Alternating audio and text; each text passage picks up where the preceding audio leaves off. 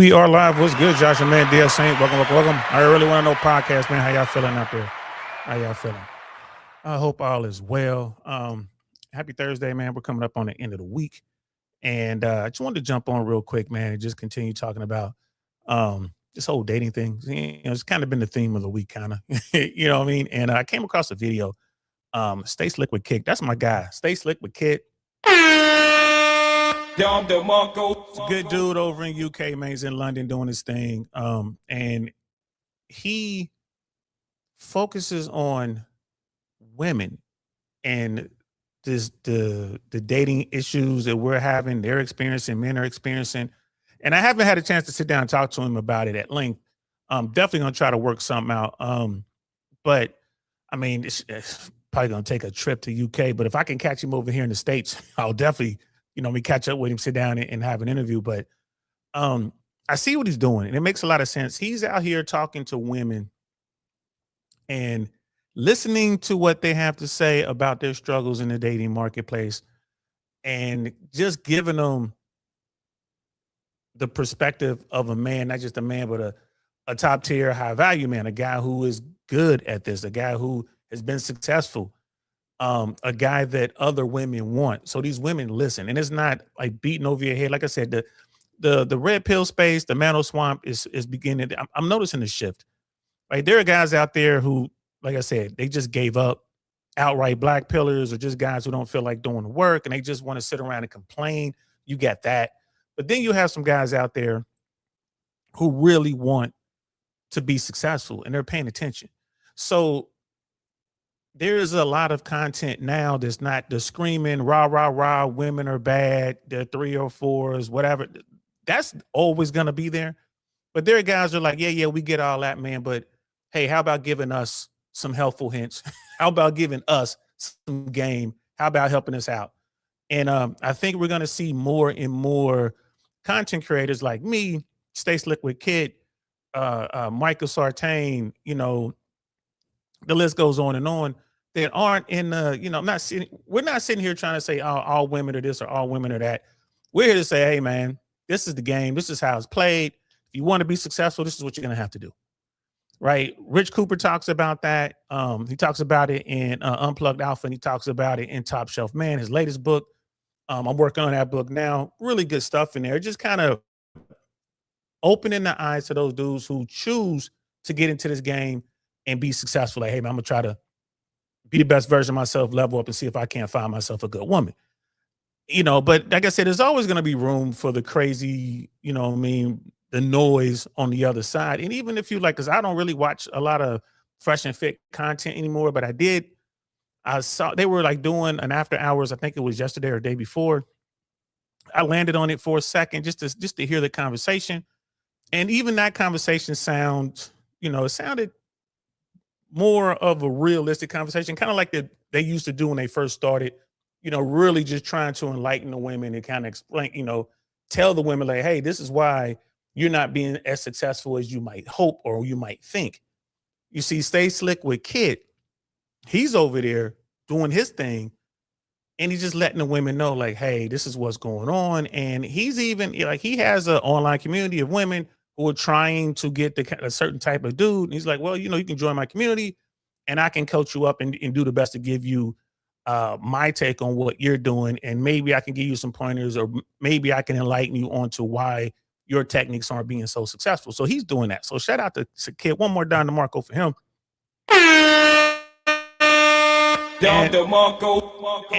So got a video of him talking to a young woman, and man, this is one of the best interviews for guys who are trying to truly understand female nature. He managed to capture it with this interview in 1080p. Man, you got to check this out. It is brilliant. We're going to get into it. And we are live. What's good, y'all? Welcome to the I Really Want to Know podcast, y'all.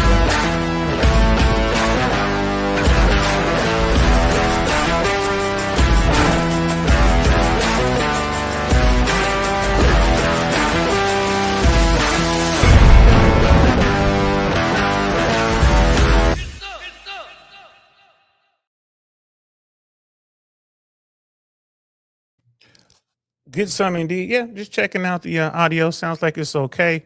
Um, yeah, I didn't do a thumbnail. I waited to the last second to actually get this one locked in and start rocking it out. But hey, better late than never, man. It's never too late to do what you got to do.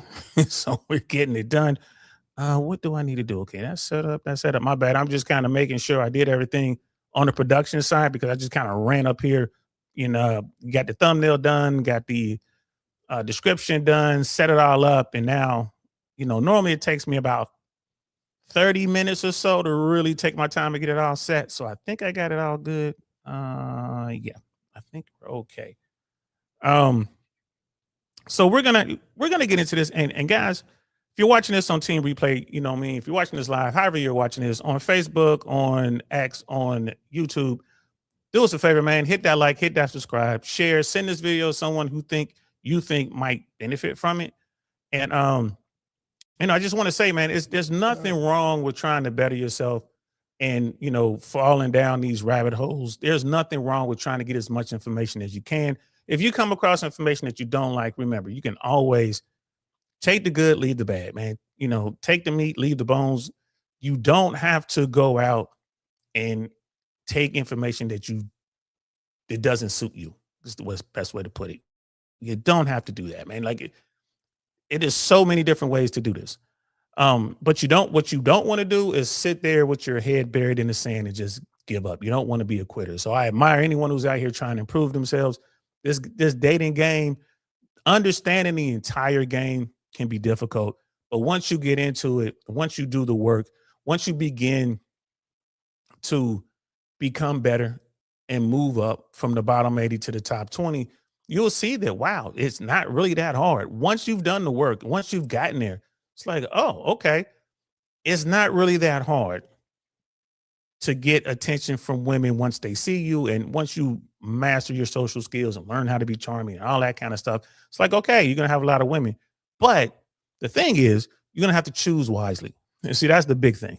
You're going to have to choose wisely because you go through all this work, man, you level up, you do all the things you need to do, you start making money. Like, you start getting out here being social, and all of a sudden women see you. If you choose the wrong woman, bro, she can utterly destroy what you have done 100%. But if you choose the correct woman, if you choose the right woman, she can 100x what you have done. So it's definitely worth the effort. Just make sure you choose the correct woman. Brother Mandrill's in the building. What's happening, fam? My favorite snake eater in the building, man. Shout out to you, man. So we're gonna get into this video. Let me pull this up. Stay slick with Kit, bro. I tell you, that's what I forgot to do. I forgot to load this. And again, I know I've been having issues with the glitching, and I know that I'm supposed to download these videos and then use them. But sorry guys, I haven't been doing that, but I did upgrade my broadband and all that. I've upgraded. I got the highest package with my internet carrier, my internet provider. So it's gotten a little bit better, but I do notice there's still glitches sometimes. So, but the audio is always good. It's just the video might glitch a little bit. So please bear with me. I'm going to continue to improve the studio and hopefully take care of that. I'm probably going to have to buy another computer. I think that's what it's going to boil down to. I use a laptop. I'm probably going to have to go with a desktop and probably get a computer made specifically for what I do. And I think that's what's gonna, be all the difference in the world that we need here. So we're gonna do it. I'm looking at the feed now. It's a little bit of glitching going on over there. You know what I mean? But again, the audio sounds okay, but it's a little bit of glitching going on. But we're just gonna power through it, guys. Just give me a little bit more time. I'm moving some stuff around. So I will be getting a computer hopefully soon. Hopefully by the end of Q3, maybe midway through Q4, I'll be able to get a computer. If it's that long, I'll probably wait till the end of the year to get, a Black Thursday kind of deal or whatever, or Cyber Monday deal or whatever, just trying to get what I need. So just bear with me. And I appreciate y'all, man. Thank y'all so much. Don DeMarco to all you guys, all my day ones, for rocking out with me. Don DeMarco. I appreciate you. I appreciate you. And then I got a text from one of the homies. One of the guys I met from the Fresh and Fit world, and he was talking about a story that I did see in my feed, but I haven't read anything on it. I haven't really gone into it, but apparently there was some sort of active shooter plot or some sort of terror type event, mass casualty event that was stopped by law enforcement. And I saw something in my feed, but I didn't follow up on it. And one of my people hit me up like, "You would think this would be a big story." I'm like, "Yeah, you would." You know what I mean? Because he just sent me the text, and I'm gonna look into it some more. But you would think that that would be a huge story. But today you got to look at. Unfortunately, you got to look at everything. Like, okay, well, who was on it? Was this the FBI? Was this ATF? Was this local law enforcement? Who? What's going on? But I'm definitely gonna look into it just to see. And I might just do a quick little, maybe I'll talk about it in the car when I do the car videos, or maybe I just come up and just do a quick little video on what I find. But we're definitely gonna look into it. But today, right now, man, we're gonna talk about true female nature. It's not what women say, it's what they do. And if you've been in this red pill rabbit hole, if you've fallen down this rabbit hole, if you've been in this space, you've heard this before. And it's 100% true.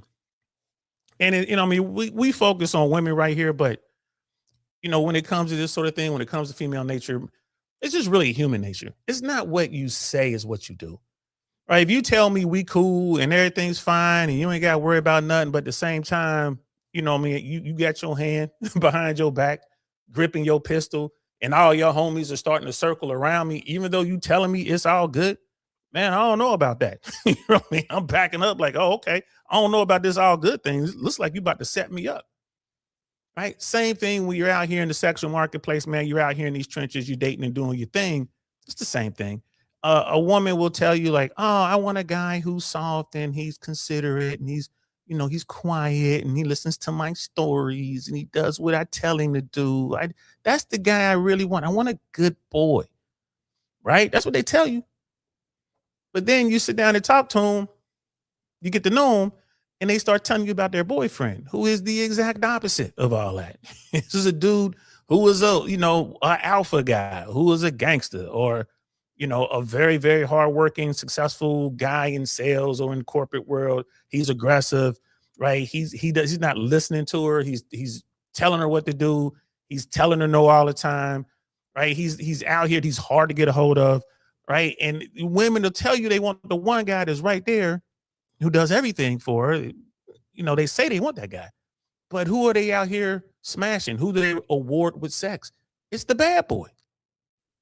It's the bad boy. So it doesn't matter what they say, man or woman, but we're talking about dating. So we're talking about women right now. Doesn't matter what they say. It's all about what they do. And ladies, if you're out here dealing with these dudes, right, it's not our fault that you chose to be with the bad boys. That's not our fault. Right? It's not our fault that you chose to award the bad boy with your body, with, giving them, the good stuff, give him your Foxy Brown, letting him blow your back out. And then while he's like banging you, he's texting your homegirl trying to get her. That's not our fault. That's not the good guy's fault. But for you good guys out there, you need to understand that you can't be the good guy from day one, minute one. You have to make sure, or what's a good way to say this? She needs to earn that from you. You need to come out and be that bad boy, even if that's not who you truly are. You need to kind of display some bad boy traits. And what does that mean? That might be just be quiet.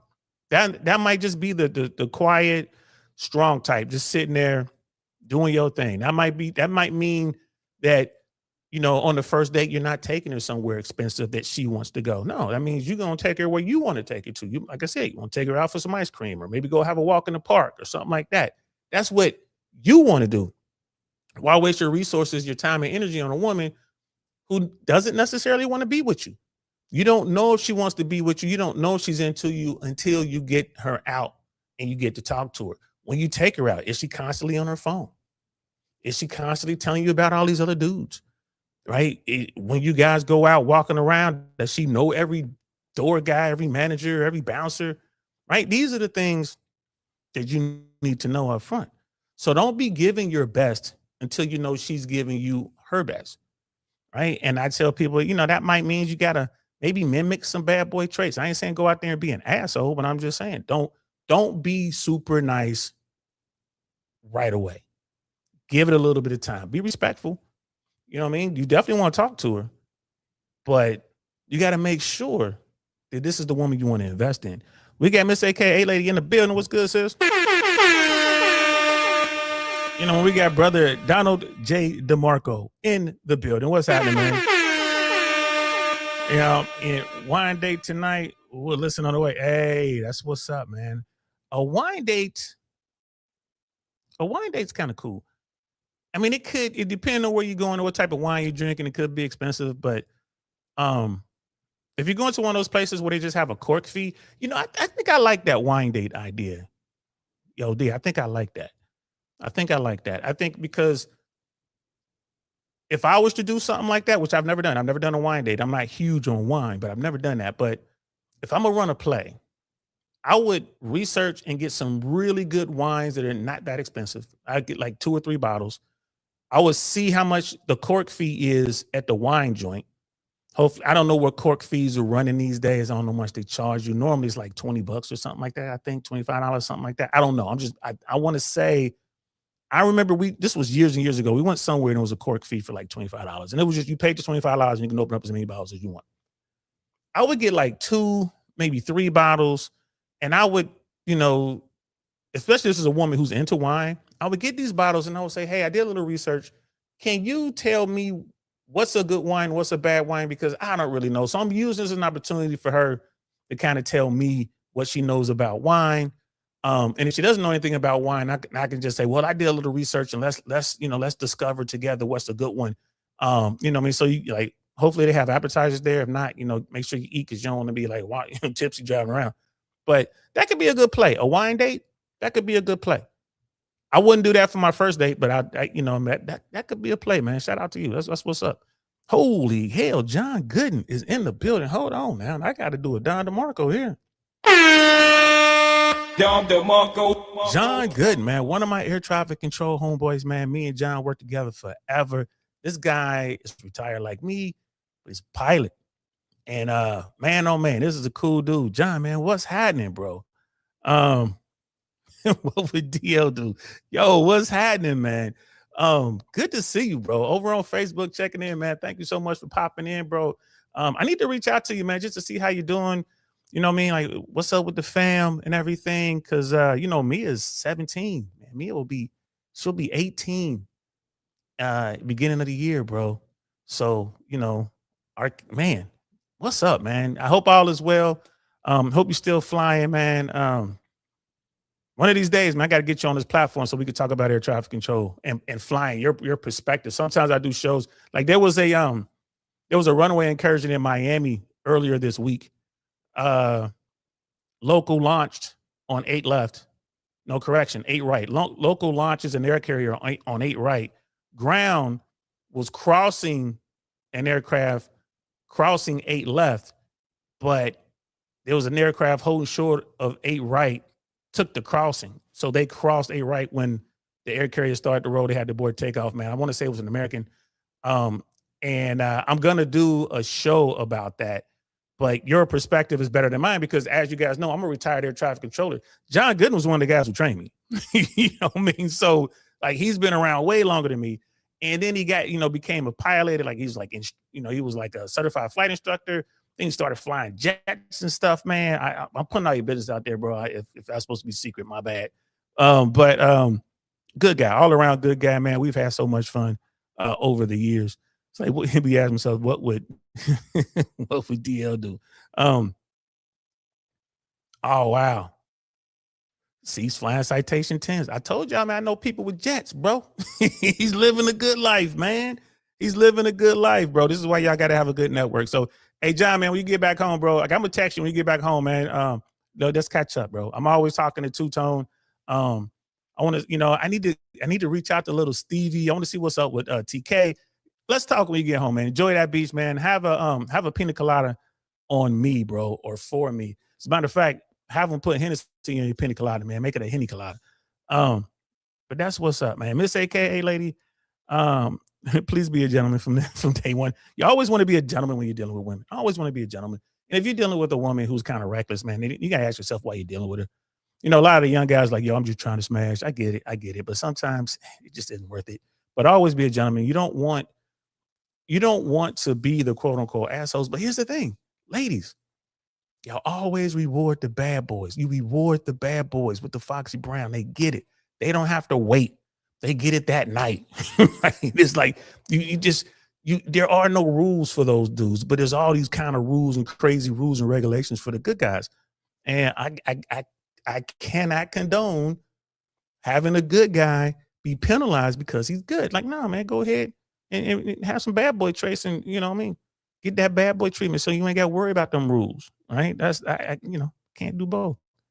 Can't do both. We got Dr. B in the building. What's happening, fam? Man, Joe, like I have no idea what y'all talking about. We're talking about air traffic control stuff. High-end air traffic control stuff. We're talking about an airplane that was told to take out by a controller, but another airplane crossed the runway without permission, thinking he had permission, and then another controller didn't catch it in time. That's what we're talking about. But we're going to do the show. I'll do the show. You're like, I think I saw something about that. Don't worry about my secret identity. Cool, it's all good. He's like, don't worry about it. You know what I mean? All right, cool. All right, I'll let everybody know you're Batman. It's all good, man. We definitely need to catch up, man. It's so good to hear from you, brother. I can't wait to catch up. One of these days I'll be in California as well, but I could probably catch you, man. If you fly into Central Florida, let me know, man. If you fly into St. Pete, Sarasota, Tampa, Orlando, let me know. I would love to come, catch up with you, man. We can grab lunch, dinner, or something like that. If you're here overnight, we can grab a drink. I would really like to see you, bro. I really would, man. And thank you for everything you did for me over my career, man. John Gooden really hooked me up. You know what I'm saying? And we're a real family out there at Van Nuys. Like there's ups and downs. The same thing with your family. You get mad at your family sometimes, but it's always family. You always come back. And I got nothing but the highest respect for you, man, Mr. Gooden. Thank you so much for everything you did for me, bro. I mean that. So going to be in Miami next week on vacation, Dr. B. I'm going to be in Miami tomorrow. I'll be in Miami for the weekend. I'm gonna just miss you, bro. Like I'm gonna just miss you. I'm gonna be in Miami tomorrow. But let's get back to what we came to talk about. And this is why I like this, man. This platform, bro. People find out, they get to show up, and you guys get to see that I really do network. I really do know a lot of people from all over the world, all walks of life. And now you guys get to see it. Like my man Frances, we grew up together. And then you got my man John Gooden. You know what I'm saying? Like John was there for me for I would say the most pivotal part of my life. Like, John was right there to help me get through my training and everything. And so I can become an air traffic controller. And that was great for me, but it was really great for my daughter. Like that changed my life, but it changed her life too. So it was good to see John. I got, I got hood people to be on here. You know what I mean? We got people from all over the world to be checking in, man. So this is why I do this. I really enjoy it. You know what I mean? This is why I do this. And we can kind of throw these ideas out here, man. So let's get back to what we're going to talk about, man. So Stay Slick with Kit is talking to his friend Francesca. People are only as loyal as their options. That's the title of this video. And this is a real good conversation between a man and a woman talking about today's sexual marketplace. Again, forgive me up front for the glitching. We're going to have some glitching in it. It is what it is. You know what I mean? But the audio should be good. But this conversation, every dude should study this video. And if like send this video, the video is in the description below. Send this video, watch the whole thing, send it to your friends, because this young lady, I don't think she realized how transparent she is. She's being really transparent, and you can see in real time how women kind of see the dating world and how they expect men to think the exact same way and mate select the exact same way, and they believe men are looking for the exact same things that they're looking for. And everything is kind of blended from their standpoint. So let's get into it, man. Let's check this out. Am I watching the World Cup? I'm not a soccer guy, but yes, I have become more of a fan of soccer because of the World Cup, because they're playing in North America. I missed America advancing. What was that, last night? I missed that. But hopefully I'll watch the next match America's in. So yeah, I do watch. But I ain't gonna lie to you, bro. I don't have any jerseys or anything like that. I don't have any kit. I guess what they call it. I don't have any soccer or football kit, the jerseys and stuff. Not yet, anyway. But I hope, The USA has done extremely well, bro. That's never been our strong suit. Soccer, football, like American, like the World Cup. I'm shocked that America has made it this far. I'm shocked. So we'll see.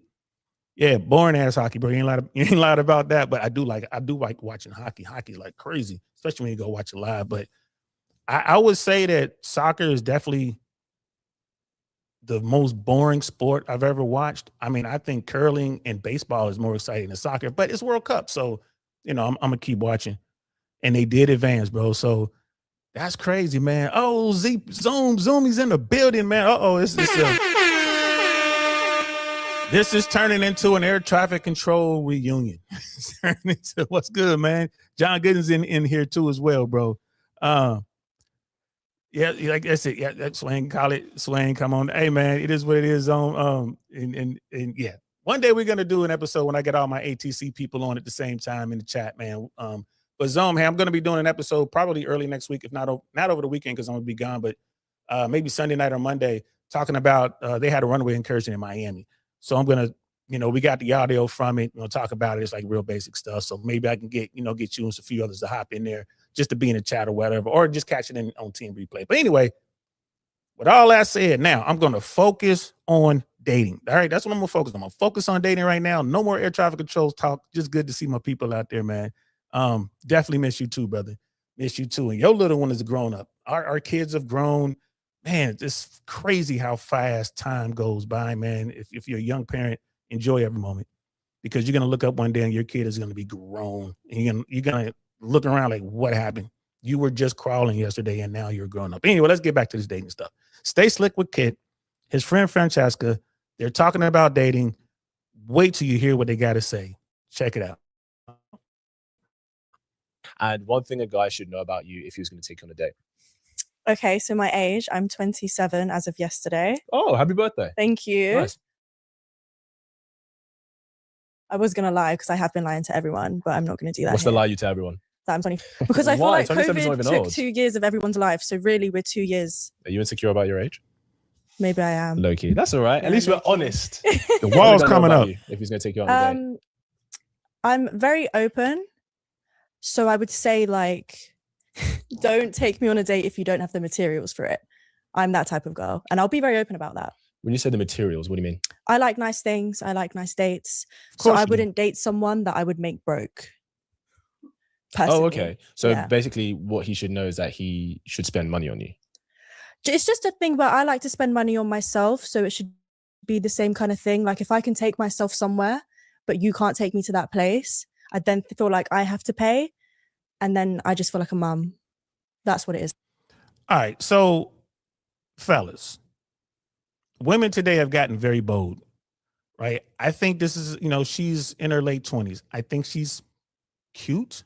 I would say she's cute when we put her, on that scale, the sexual marketplace scale, 0 to 10. I say she's 6. We can't see her, so I can't tell how fit she is, but if she's really in shape or whatever, I would say 7, which is 2 steps above the median. That's really good. But I'm thinking 6. And I'm listening to what she's saying, right? I'm listening to what she's saying. And do y'all hear the confidence? Right? Do you hear the confidence in her voice? She's like, look, you want to take me out, you're going to have to take me where I want to go. And I like nice stuff. So if you ain't ready for that, if you can't handle that expense, just walk on by. Don't even try to holler at me. You hear that? That's what she's saying. It's a lot of confidence. Where's that confidence come from? It comes from the legions and legions of men who've come and told her how beautiful she is and how amazing she is and how special she is. That's where it comes from. It comes from all these dudes trying to holler, bro. That's where it comes from, man. Where's it come from? It comes from this. Holla, holla, holla, holla, holla, holla, holla, holla, holla, holla, holla, holla, holla, holla, holla, holla. Let me holler at you. Let me holler at you. Let me holler at you. That's where it comes from. She's in UK. This is London. You feel me? The game is universal, man. Doesn't matter where you are on planet Earth. The game still played the same way. Same rules, right? Same thing. Now she's saying all this. If you can't afford to take me somewhere, don't even try, blah, blah, blah. I'm better than that. I could do it by myself, blah, blah, blah. I ain't mad at her. But here's the trick, right? Physically, if she finds you attractive enough and your game is tight enough, this girl right here will happily go get some ice cream with you. If she thinks you're high value enough, she will 100% go get some ice cream with you. She will go take a walk in the park with you. She will do it. She will do it. Right? And I mean, why would she do that? Because she's into you, either physically or she believes your status is higher than hers. And how does she come to this conclusion? Well, your confidence has to be bigger than hers. You have to be more confident than she is. That's the game. You know, that faking it till you make it kind of thing. You got to have that kind of mentality, whether you're faking it or not. There are guys like they're out there like me. When I was broke, I let you know I was broke, and women thought I was lying. There's no way. Like he just trying to, he faking it. So blah blah blah. I was like, I'm really broke. I ain't care. But they still hung out with me. We still did what we did. Still had. I mean, like I keep telling you guys, I had more women that I was dealing with when I was broke than I did once I started making money. Once I got over 6 figures and all that, it was less women in my world. But that was because of me. I started dealing with less women. I got busier, really. Right? More money, get more things going on. So the money that she's talking about, like, well, don't even approach me if you ain't got the bread. Hey, don't worry about that. That's her saying one thing, but I guarantee you, there's a bunch of Dusties in her life, man. There's, I'm sure she's had the authors and all them because she's from the UK. I'm sure she had those regal royal type dudes, but I bet you she's had some Nigels as well, right? I bet you she's had a couple Nigels, you know what I mean, in a Billy or whatever. What's another good English name? Like she's had some Nigels and some Reginalds, you know what I mean? They were like some Dusties. She's had them all. Now, is she gonna tell you all that? Nope. She probably, yeah, bro. I'm pretty sure she does. I bet you she does order expensive wine, bro. And she probably knows the difference because she's dealing with dudes she's probably dealing with guys that have their own wine collection. So she knows what she's talking about. Right? So let's continue. For me. Okay, you can look at me. I'm looking at the camera. Pretend the camera's not there. Pretend the camera's not there. I know the audience are loving it, but you can look at me. Okay. So basically, what if he can take himself there, but taking you both there is just a bit of a struggle? I mean, I'm not someone that's like, oh, you have to take me nice places every single day. But when it comes to like when we want to go on like a nice date and I want to dress up, I don't require, oh my gosh, every day you have to impress me because that's not realistic. And I don't date for money, but I just have certain things that I like. And what is it? So is it just in? Gotta pause it there. I don't date for money. Remember what they say versus how they really act, right? What they say versus what they do. I don't date for money. But you just said you do. You just said if you ain't got the bread to take me to these places, don't even try to holler at me, which means I gotta have money. If I'm trying to take you to Nobu or Mr. Childs in London, bro, that's bread. That's more than it costs over here.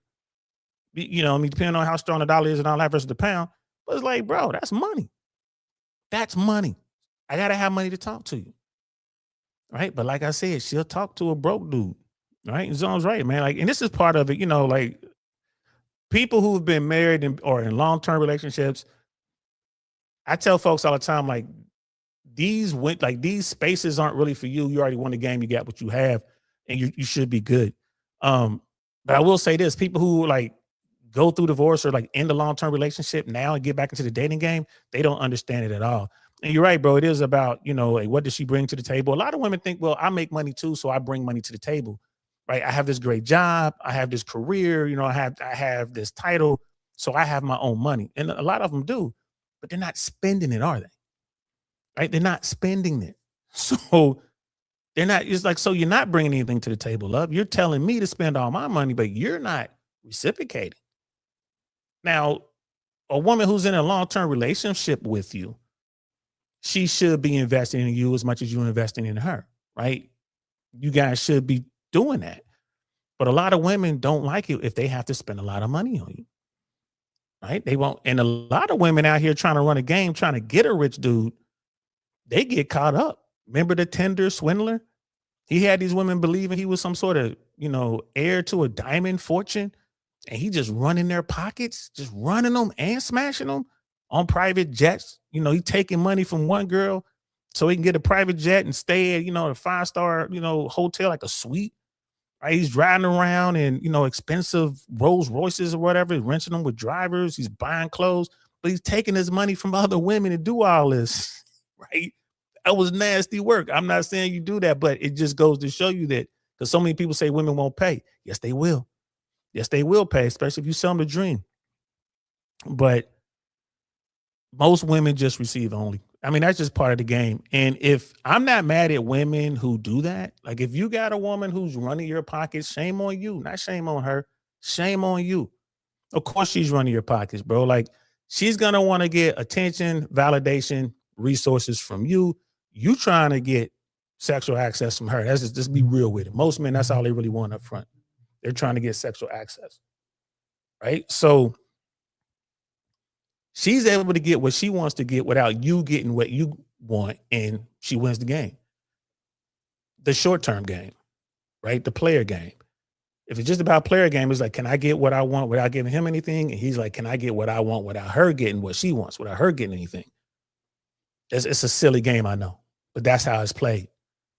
Now, when you get to a point where you're looking for someone you want to settle down with and you see that she's playing this game, well, that's not the woman that you should be messing with, in my opinion. Leave her alone. Like, if you're just trying to have a good time, you want to bounce up and down on each other, you don't smash or whatever, okay, fine. You can do that, but you better not fall in love with her because you already see what she's up to. She just wants your resources. And there are dudes out there like, man, I got plenty of money, man, so I'll take her on a shopping spree. I'll call up John Gooden, get that Citation 10 and fly her over to the Maldives or whatever. You won't be able to get there from here on the Citation, but you get the point.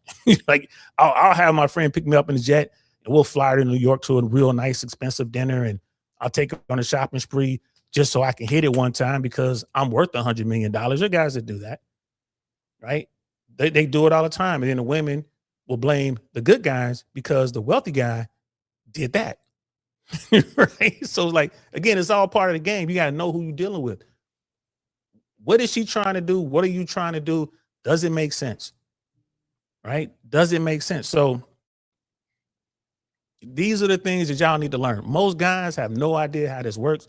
They watch some movies, right? They go out here and they watch, some romantic comedy, and they think it's supposed to work like that. It's the Disney fairy tale.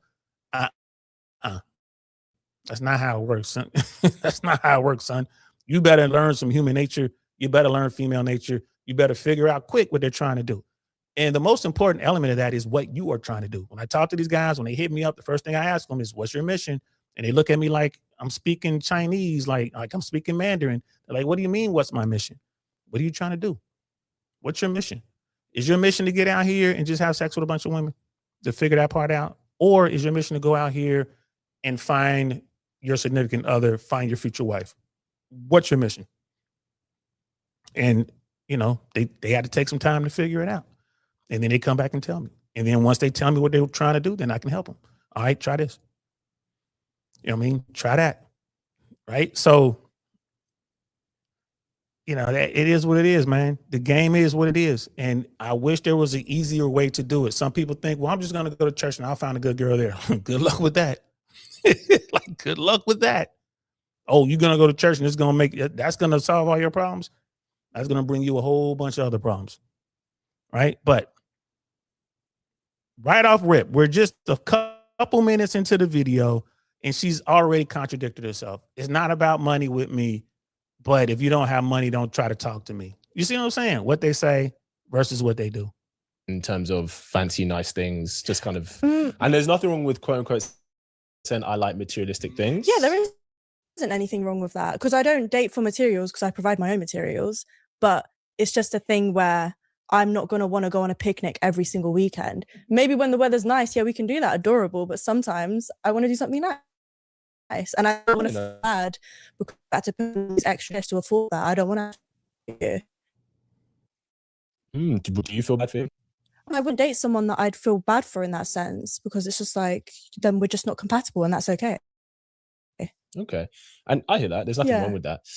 So if you couldn't afford these certain nice things, do you think your standard would be as high for that? No, because I couldn't a few years ago, and I wouldn't expect a man to do that for me if I couldn't do it for myself. So basically, the more nice things you can do for yourself, the higher he has to bring for you. Absolutely. Okay, what do you think makes a man invest more in a woman? How much she earns or other things? I don't think it's just about how much he earns as well. I think that your character says a lot too. Sorry, what was the question? So what I'm saying, do you think it's the most successful women who get the highest value men? No, because we can look at what happened recently with Megan Thee Stallion. Like she has everything, and look what he did.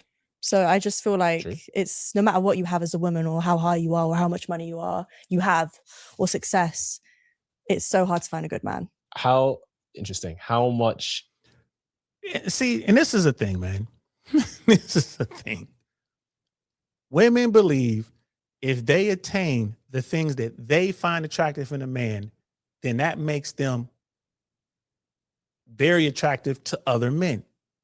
Women do not want to accept that men may select differently. What men are looking for is way different than what women are looking for, right? She just said it right here, and Kit does a really good job of kind of bringing this stuff out. I mean, he basically said, hey, so you basically need to date a guy that's better than you financially, that's on a higher level than you are. And she's like, yeah, basically, right? That's hypergamy. That's hypergamy. Straight out of that book right there that Dr. Soul was talking about. That's hypergamy. And a lot of women have fallen into the same trap this young lady has fallen into, because she's so successful, she's going to have more and more trouble finding a guy that's on her level of success or better. And that's what she wants. That's what most women want. Not all. There are a lot of women out there who don't care. Not lying. I've met a ton of women that they don't care. They got dudes that make, way less money than they do. They're in relationships. They're happy. It is what it is. And I'm not talking about like $20,000, $40,000 less. I'm talking like $150,000 less. I know some very successful women who have guys and it works for them. But the majority of women, and they don't want that. And there's a lot of dudes that can't handle that. Let's keep it 100. There are dudes out here who just can't handle it. You know what I mean? Life of Cash is in the building. What's good, fam? Good to see you. There's a lot of people a lot of dudes can't handle it. They're like, man, I got to be the man, and I got to be. All right, man, here's what it is. But Kit has already got her to concede that her dating strategy is hypergamous. I don't think there's anything wrong with that. And then she goes right into this Meg Thee Stallion thing. Meg Thee Stallion. Meg Thee Stallion has everything. She has money and blah, blah, blah. Dudes don't care about that. Meg Thee Stallion is ghetto. She is hood with money. And that's something different. Right? Like, that's something different. Don't get it twisted. I ain't got a problem with hood people. I'm hood. Ask anybody that know me. Right? Ask anybody that know me. If French Head jump on here, man, he could tell you how hood I am. John Good in his own could tell you how hood I am. Like, I'm hood. I think I do a better job than Meg Thee Stallion covering it up, but I'm hood. Like, they got me out of the hood, but you can never get the hood out of me. And the problem with someone like Meg Thee Stallion is there's not a dude who's going to be able to get her to act right. Like, she's going to need a certain type of guy. Right? She's dating, what's his name? One of the Splash Twins, right? She was dating him, I guess. And he just, I guess he had enough dealing with her. Didn't want to be around her because she was just too hood. And if you're a dude and you're financially set and you're in a different bubble, let's say a higher bubble, you have higher status. When you have a person who's of lower status, a woman, she's normally going to get in your frame and she's not going to want to embarrass you. She's going to want to continue to enjoy the benefits of being, with you, attached to you, being your woman. So she's, you can talk to her and say, hey, baby, don't do that. Like, you can help her out, show her what silverware to use when you sit down. Like, we're sitting down to dinner with the royal family. I mean, let's take some classes, make sure we brush up on our etiquette. She'll listen to you. She'll be calm and quiet or whatever. But if she has money, right? If she's like $10 million plus, right? And you're $100 million, bro, there's nothing you can tell her. Because she's like, man, I don't need you, whatever. I'm do what I want to do. This is how I get down. We turn it up. Like, you can't turn up with the royal family, all right? Like, what are you doing? You can't turn up with these billionaires over here. They don't like that, man. I'm trying to make some moves. I'm trying to get us a $3 million deal, you over here acting up. I'm not going to get the deal because of you. So I can't have you around. Right? And so when they say, oh, she has it all, she's successful, that means nothing to the type of man she's trying to get. It means nothing. In fact, it hurts her. But this young girl, she's talking all about it. Like, oh, Meg Thee Stallion. You know, she got it all, and this guy cheated on her. And that kind of, you know, and Kit is about to really get into break it down for her. Like, hey, do you know who he is? Do you know? Like, and old girl's like, what? Meg is better. Like, no, not even. So pay attention to this part, guys, because this part is really good. Yeah, that embarrassed look on Klay. Yeah, Klay Thompson. Thank you. That's the one. That's the other half is you know, him and Steph Curry. When they were out and about, she was practically yelling. Yeah, bro. And ladies, if you're out here dating, and you want a top tier guy, you want a high value man, you cannot embarrass him ever. If you embarrass that guy somewhere, he's gonna move on. You're gonna lose your luster with that guy. Unless that dude is just as hood as you. And even then, even a hood guy, like, bro, you can't be embarrassing me like that. Shorty, what's wrong with you? We over here talking to the plug, you over here acting up. Right? You messing up business, you messing up money, you messing up my status, my reputation. And if he's a real alpha dude, he's gonna move on because he has plenty of women to choose from. So ladies, if you do get a top tier guy, if you get a high value man, do not embarrass him. That's what she did allegedly. And Klay had enough. Like, you know what? I'm gonna have to move on. I mean, I'm pretty sure. And here's the thing: if I was Klay Thompson, ain't no way in hell I'd be dealing with Meg Thee Stallion, man, just based on the case with old boy. You know what I mean? They got locked up for shooting her allegedly in the foot. I wouldn't mess with Meg. I wouldn't. I mean, there's the slightest chance that, she might have locked this dude up for a crime he really didn't commit. Like her homegirl shot her in the foot and they put it on old boy. And I mean, just the thought of that, like, man, why am I around this chick? Like, why am I around this chick? Let's keep going. Do you think a woman's success plays into her attractiveness to men? I don't even think men care about how much money a woman has. You're right. They don't. It's about how nice her body is, how good she looks. And the character adds to it. To some men appreciate that. But a lot of men, I think it's trophy. Oh, Francesca. Oh, is this where we're going to disagree? So I'm not going to say looks don't matter, but okay. If you think that men are primarily choosing a woman because of her looks, you're just talking about men who are not used to dating very attractive women. When you're dealing with a certain caliber of man, dating an attractive woman is kind of the bare minimum standard he's used to. Yeah. No, I completely agree with that. But I feel like with a lot of men, they'll have their main woman, which they're not with just for the looks, of Very course. True. She has other qualities. Exactly. They're with that woman because they know she's going to be a wife, she's going to be at home. But then all the other women he has, it's all about looks. He's attractive. Sure. Well, it's also about variety. Yeah. Right? Because we know that stereotypically men enjoy, sexual variety. Yeah, exactly. So because he'll have one girl who may be very attractive, he'll have one girl who's maybe, not as conventionally attractive. Yeah. One girl who is like on the thicker side, one girl who's maybe on the skinnier side, because if you're a certain kind of guy, they tend to like variety. Now, to how much they should indulge in that, as long as they're being truthful and, everyone knows what's up, then there's nothing wrong with that because everyone's consenting adults. Man, don't she look like her daddy could be Steven Seagal and her mama could be Brooke Shields? I mean, look at her right there, bro. Do you think that Brooke Shields and Steven Seagal did a little something? I'm just saying. Do you disagree? I just feel like it never is that way, though.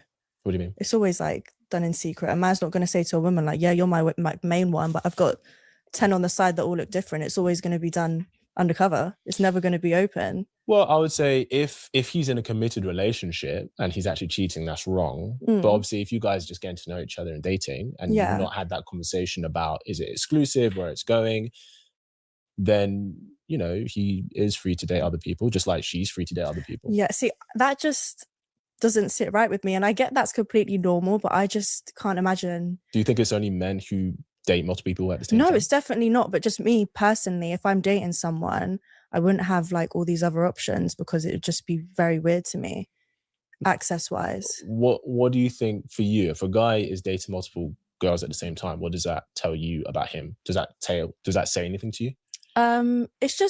It's just he doesn't want to be committed, and that's absolutely fine. But I think as long as he's open with that, like a lot of girls do that, but just me personally, I would just rather utilize my time on other things than dating multiple people at the same. She danced around it, but if you're a dude out here and you got a rotation of like 10, 15 beautiful women, they're all 8, 9s, and 10s. Other women are going to look at you like you the man, and they're going to try to get with you. She didn't want to say it, but she understands it. She gets it. She going to want to holler at that dude. And it's another thing that you guys have been following me for a while. I've been preaching this since day one. Don't lie. Don't lie. Don't lie to women. If you run in a rotation, run your rotation. Let her know she's in a rotation. Like, you ain't got to lead with it. Y'all doing your thing. At some point, she's going to sit down and ask you, so what are we? What are we doing here? Are we exclusive? And that's what you got to tell her. Like, nah, I got a rotation. I like you. You're number one. I cut the rotation down. It's only a few more, but I'm going to keep doing what I'm doing. You know what I mean? We're grown-ups here, man. This is grown-up business. And if she doesn't want to accept it, you have given her the option to walk. If she does accept it, she can't talk about it. You just got to tell her, like, I'm not sloppy with it. You've never known. You will never see it. I'm just being upfront with you. You probably would never catch me, but I'm just being upfront with you. And if she wants to stay, great. If she doesn't want to stay, number 2 moves up. And if you have enough status, right? If you're the guy, she's going to do it. Right? She's going to do it. In fact, she already knows. Now, she might bug you to death and say, when are you going to get rid of all of this? How come I can't be everything for you? You have to deal with that, but you ain't got to worry about your tires getting slashed. You ain't got to worry about somebody keying your car. You ain't got to worry about nobody, you know what I'm saying, acting all wild and crashing out on you because you told the truth. Never lie, gentlemen. Never lie. Right? And I'm the kind of guy, like, if I find the woman I want, if that's the woman I want, I get rid of my rotation. She ain't got to say nothing. I want to be with her. I will choose to do away with my rotation. I'm going to focus on this one woman because I believe that we can go the distance. She ain't got to ask me. So when we do finally have that conversation, so what are we? Where are we going? And I can tell her straight up. It's me and you. It's been like that. I got rid of my rotation when I first met you. What? You had a rotation? Yeah, I had a rotation. Of course I had a rotation. You knew I had a rotation.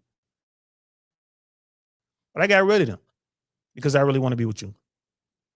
Right? Don't lie. Time. I get that. And Yeah. I fully respect that for sure. So at what point, at what date do you lock yourself off from other people? Is it from the first date? It's difficult because I'm not big on the dating scene right now.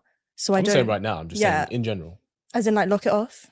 Yeah, so like if you do go on one date with a guy, go, cool, I'm not open to going on a date with anyone else. I've been on a date with instead. No. If I go on one date, and then it would take a few dates in, but I feel like as soon as intercourse is involved, and then like no one else. Okay, so for you, it's kind of from sex. Yes. Okay, so if you don't have sex with a guy until, like, let's say month 2, you could be going on dates with other guys, right?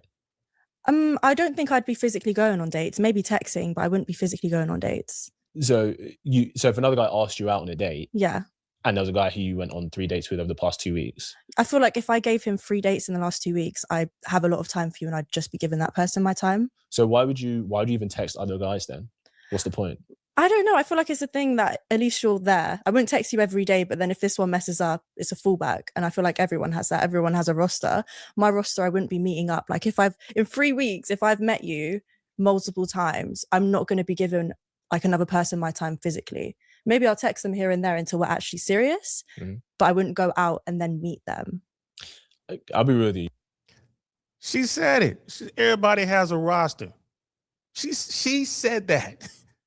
She said it. She said in a very sexy British accent that I don't have. Everyone has a roster, or whatever she said. But everyone has a roster. She knew it, right? Everyone she deals with has a roster because we already know she's only dealing with the guys with bread.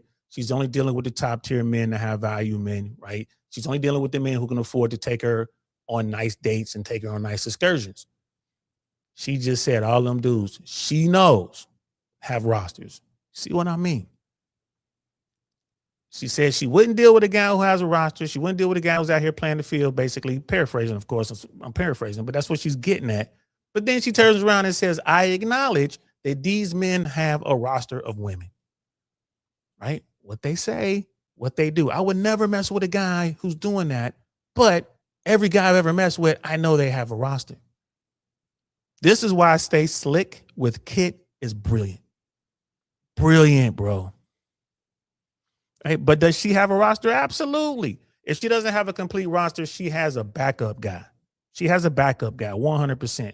That's the breakup or the friend with benefits or whatever. She has a guy that she can circle back to and get what she's looking for. Absolutely. You're allowed to disagree with me. Okay.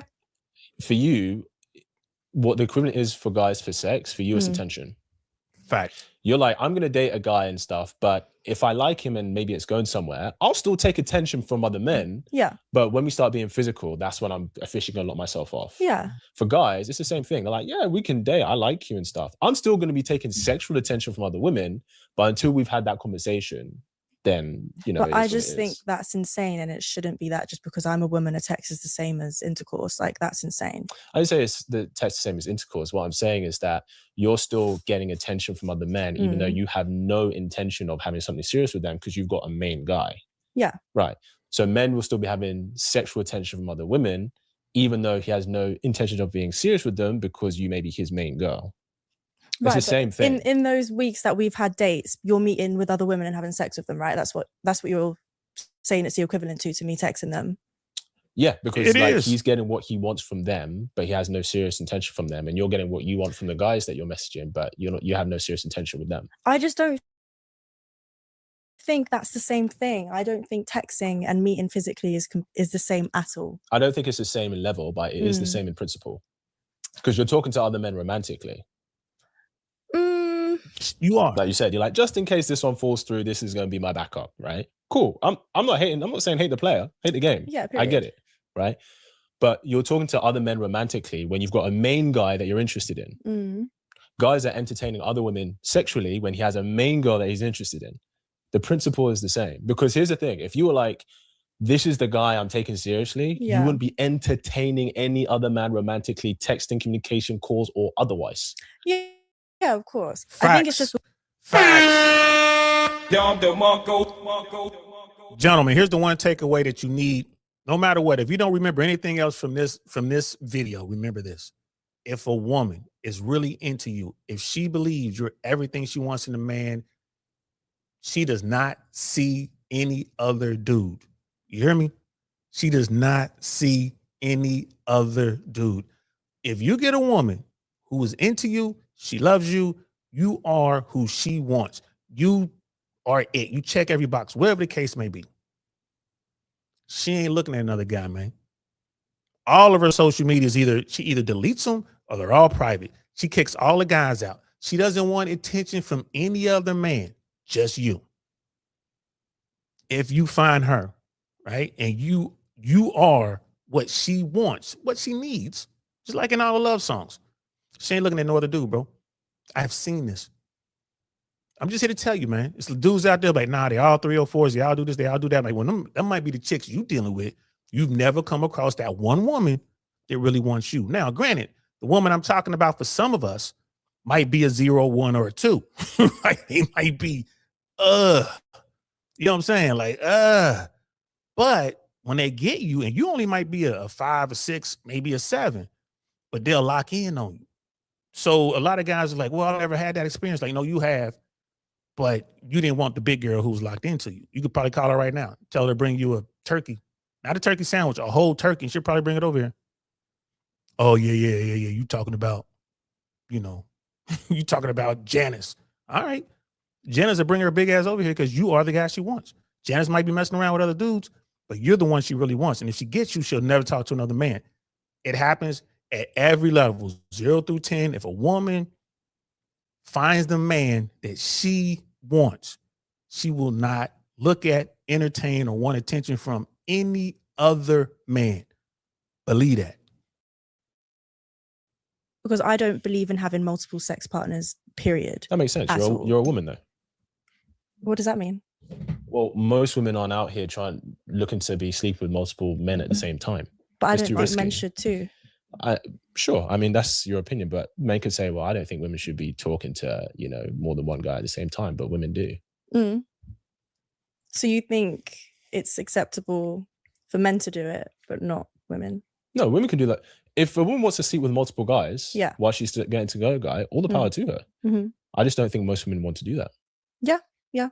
I think they enjoy the attention of other guys. Mm-hmm. And I'll be honest, I think if a guy wants to take you to a lavish place and you start dating this guy 3 dates ago, this other guy's like, yeah, let me take you out. I think you would go, especially if you thought he's attractive, which is fair enough. No hate. I personally wouldn't. I don't blame a woman if she does. I'm like, yeah, go for it. Do you think it's wrong? I would probably say to my friends, yeah, do that. But me personally, I just wouldn't care for it. Okay, so you don't think it's wrong? What if I'm just talking to a guy and someone else wants to take me on a date? No, so you've been on a few dates with a guy. Okay. And then, not you, because you said you wouldn't do it. Yeah. So let's talk about cleaned it up, woman, right? Okay. She's gone on a few dates with a guy, Mm. but then another guy who she also thinks is attractive, who's like trying to talk to her, has offered her like, hey, I'd love to take you to this really nice place just to get to know you. And that's fine. So you don't think it's wrong? No. Okay. So like, how can you say that a guy entertaining multiple women is wrong, but a woman entertaining multiple men is not wrong? No, because I haven't said it's wrong. I just think having sexual intercourse with multiple people while dating one person is wrong. I feel like if you're going on dates and you're enjoying yourself, but when it comes to the actual bedroom, I feel like that's so intimate. It's a complete different level of intimacy than just. And it's crazy, but there's been studies on this, right? Like, and man, y'all see how slick Kit is. You know what I mean? Not you, because you said you wouldn't do it, but other girls. Come on, man. Kit knows she doing it too. All they doing, this is what they do. Women just can't, or not that they can't grasp, because they're very intelligent. They don't want to accept that getting attention from men, multiple men, while you are trying to be in a relationship with the guy that you like, getting all that other free attention and validation and all that, they don't want to accept that men see that as equal to the guy banging a bunch of girls. And why is that? Because what do men generally want? Sex. What do women generally want? Attention. Remember what I said earlier? She's getting what she wants without him getting what he wants. So she wins. Or he's getting what he wants without she's getting what she wants. So he wins, which is it's silly. I know. I'm like, damn, man, it's a fucked up game. Hey, man. Like he said, don't hate the player, hate the game. And people hear these sayings and they're like, oh, man, he's using your saying, DL. Or his people be like, yo, kid, DL's using your saying. Man, we're in the same generation, bro. Don't hate the player, hate the game. That's a generational thing. We reap what we sow. All money ain't good money. Bro, who knows who came up with those sayings, but it's been accepted. And you're going to hear it from everybody. So just so y'all know. But, and it's funny too, when they ask, like, if you're with a woman and you tell her like, hey, I cheated on you, what's the first thing the woman wants to know? Did you give her resources? Like, did you buy her gifts? Did you love her? Like, the woman's gonna say, hey, do you love her? Because by loving her means you're gonna provide all these resources and emotional support and all this other kind of stuff, right? You're thinking about her all the time. Do you love her? And the guy's like, nah, I don't love her, just some big booty girl, I don't even know her name. So she's like, all right, cool. Then with a guy, girl comes up and says, hey, I cheated on you. What's the guy want to know? What's the first thing he's gonna ask? Did you smash him? Did you have sex with him? Right? You see that. And this is why women don't want to acknowledge that what they're doing is equivalent to, what dudes are doing. Hey, I'm just taking free attention, validation, and resources from these dudes. I ain't giving them any sex. And the guy's like, no, you giving them all that attention and validation is equal to me banging all these chicks over here that I don't care about. It's the same thing. And she understands, sat there with Kit having this conversation. She gets it. She understands it. She simply doesn't want to accept it. It's two completely different things. I mean, what you're talking about involves your body. What I'm talking about doesn't involve that. Now, sis, ladies, I'm here to tell y'all. I'm here to tell y'all. That's how guys see it, especially the top tier men, the high value men. That's how they see it. And they're gonna move on if they catch you. If the guy is a real top tier guy, he's not gonna accept that. He's not gonna tolerate it. He's gonna move on. He's gonna go get his roster right back. Roster, not roster. You know what I mean? You're right. She did try to change up that story, bro. Like she didn't contextualize it as being within a relationship.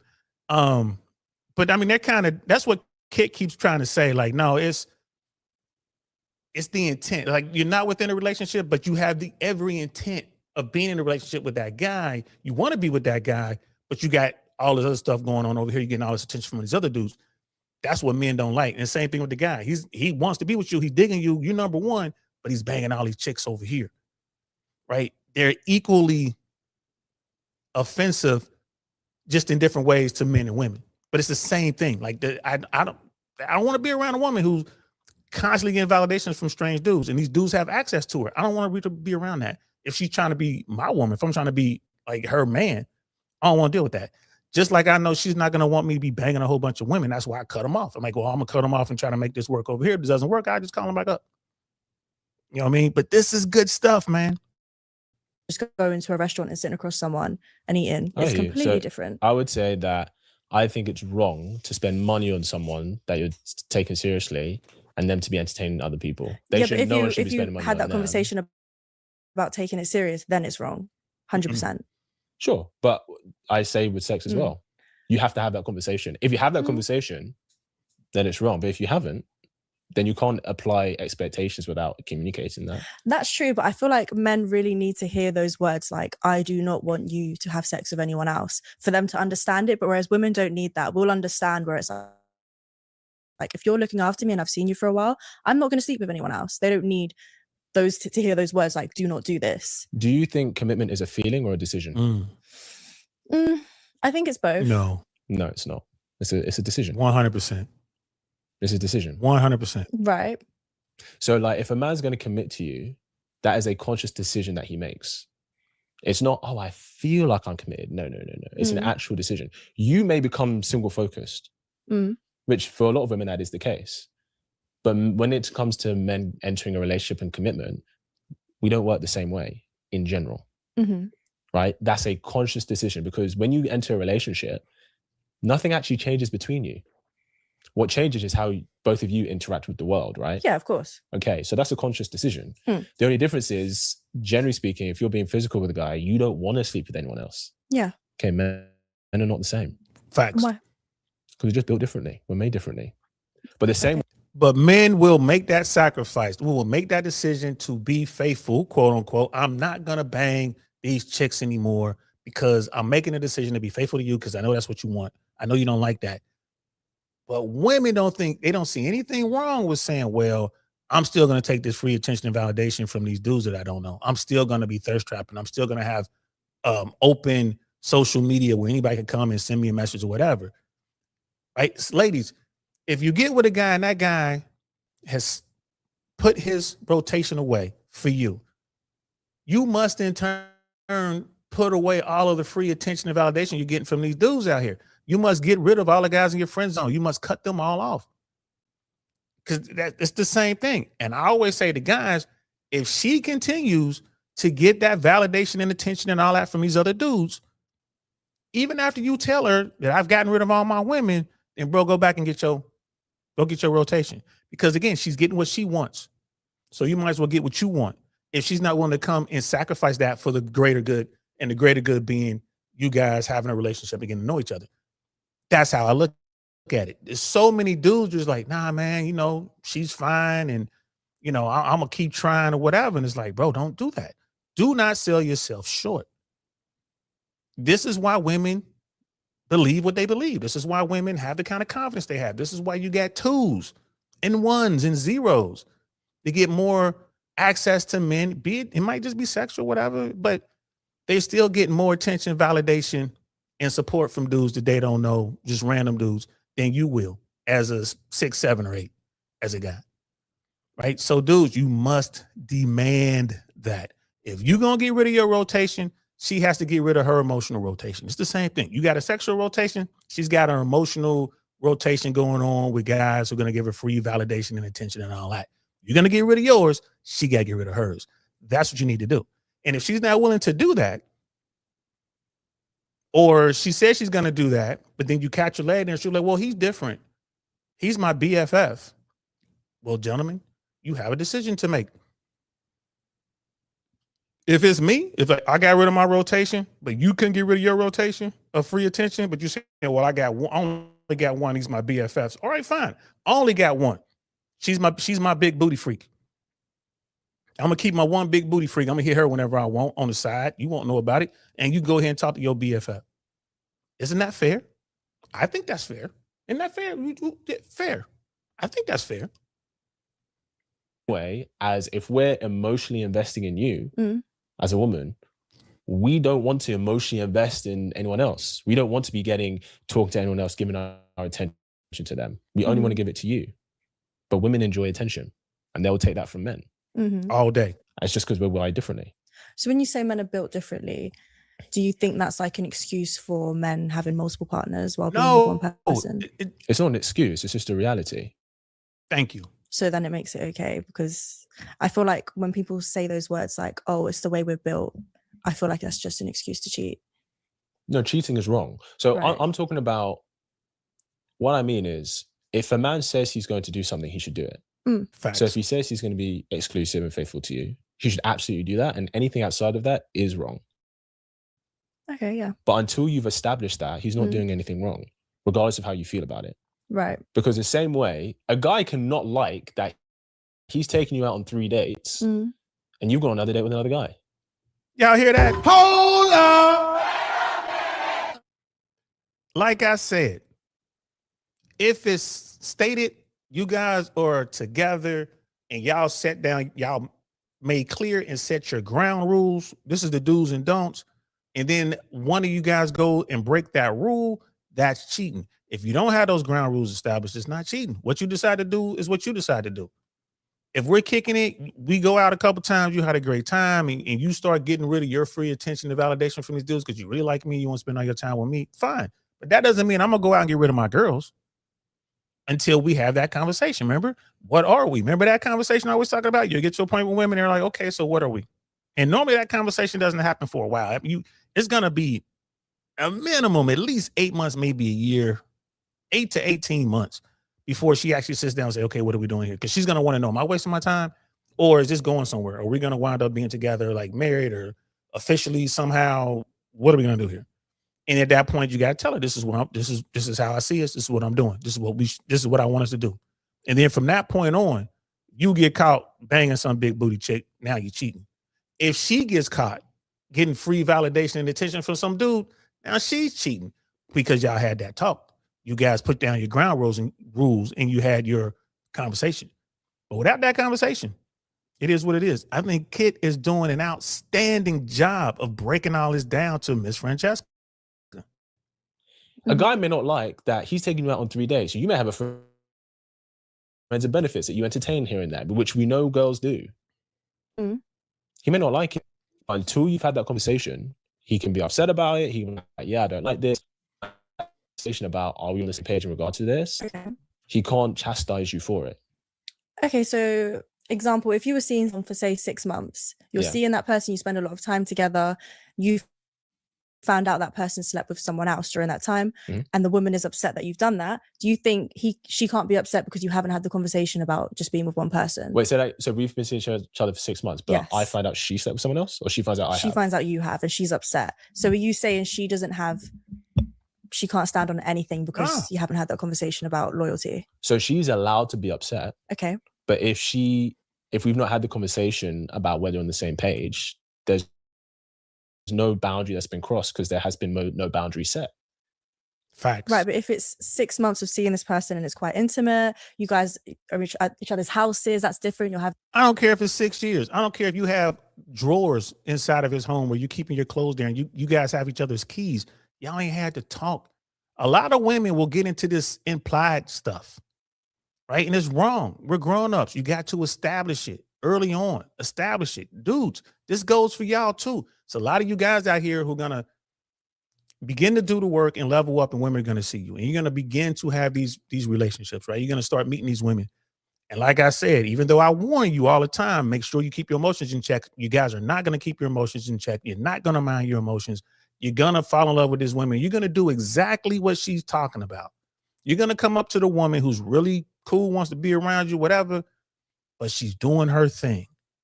And you have gotten rid, you stopped growing. I don't need no more game. This is the one. I'm about to marry her. She's a good girl. This is what you're thinking. But in her mind, she's like, he makes me laugh. He's cool. You know what I'm saying? And he's got, you know what I mean? He's got more than 6 inches. He's packing down low. So I like having the sex with him. But I'm also over here doing my thing. I got a few other guys out here. And when you find out she's banging someone else, you're going to be crushed. You can't be mad at her though, bro. Just like Kit's telling her, she can't be, that woman in this scenario can't be mad at the guy because y'all never established what y'all doing. So you have to, gentlemen, especially when you get into this game, you're going to have to sit down and have that talk. Hey, you might have to be the one saying, hey, what are we doing? And then she might get a little nervous, like, damn, I thought we were just having some fun. I thought we was just, kicking it, but dad, girl, you over here. It's been over 6 months. You got my keys. I got your keys. I got clothes at your place. You got clothes at my place. So we're just having fun. I'm not trying to be all, I need time to think. Right. And again, if she says all that, then you know where you at, homie. Like, damn, she doesn't see you the same way that you see her. And there's nothing wrong with that. You got a decision to make. Right. That's what this dating game is, bro. It just, you're going along, you're chugging along, and then at certain points, you know what I mean? Just like the bus has a bunch of stops or the train has a bunch of stops, you get to a stop and you got a decision to make. Do I get off this train or do I stay on this train? Then the train goes to the next stop. Okay, I'm still on. I'm still on. Oh man, she's out here. I just found out she's a former stripper. She's a 304. She's this, down the third. Oh man, she's got kids. Next stop. Do I get off or do I stay on? I'm getting off. I'm getting off. Right? Or you stay on. Then you find out she's got a criminal record, man. She's a hustler, man. She's messing around with all these drug dealers. Next stop, do I get off or do I stay on? That's the dating thing. Do I get off or do I stay on?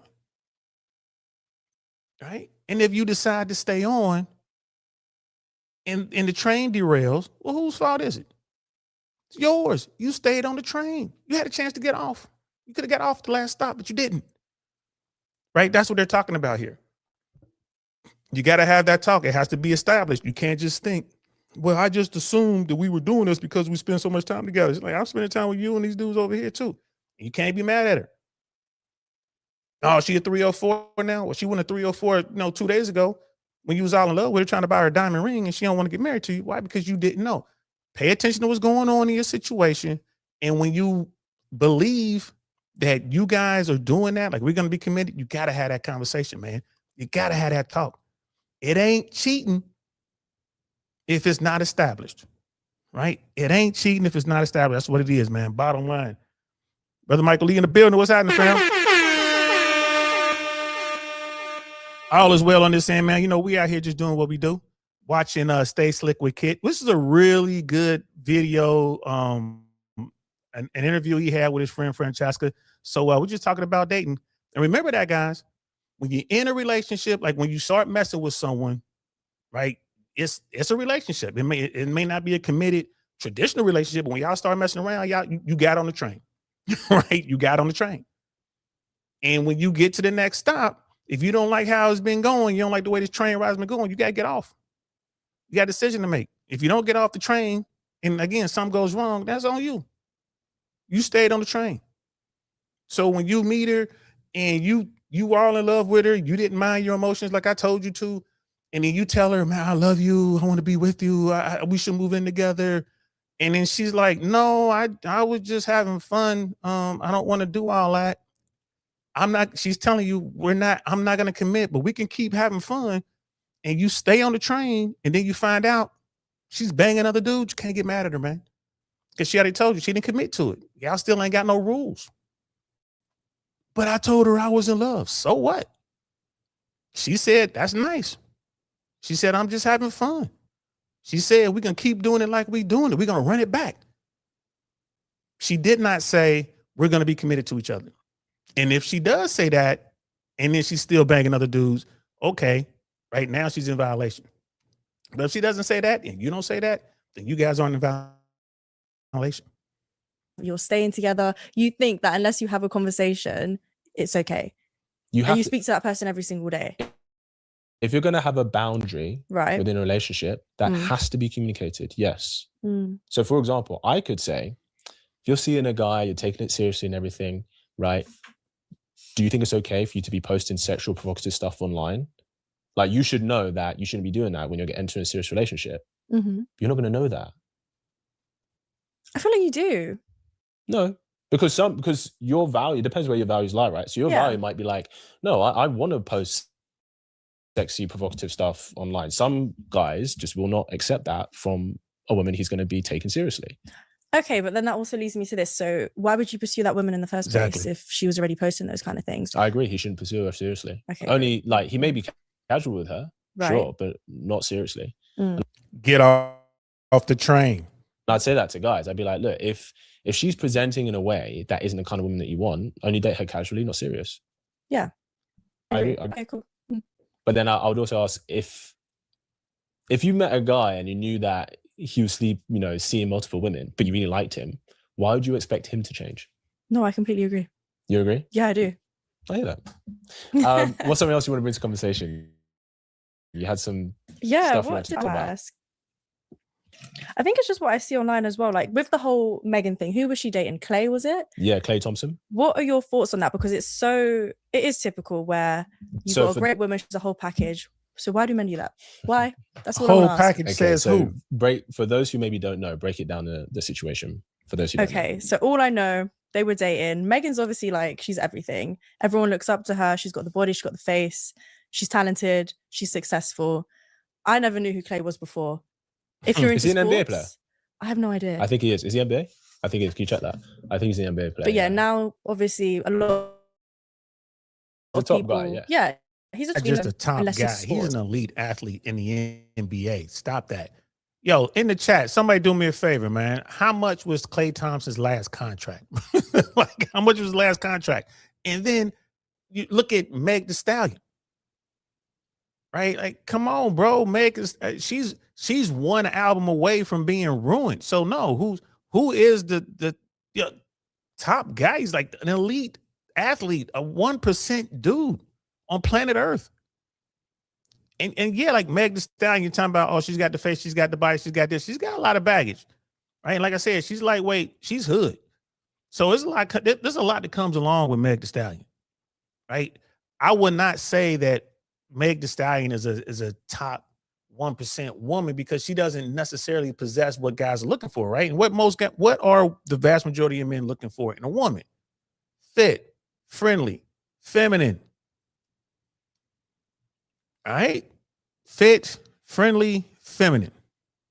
How many of those F's does Meg Thee Stallion possess? Donald J. DeMarco with thank you, brother. 3-year, $50 million deal, Klay Thompson. 3 years, $50 million.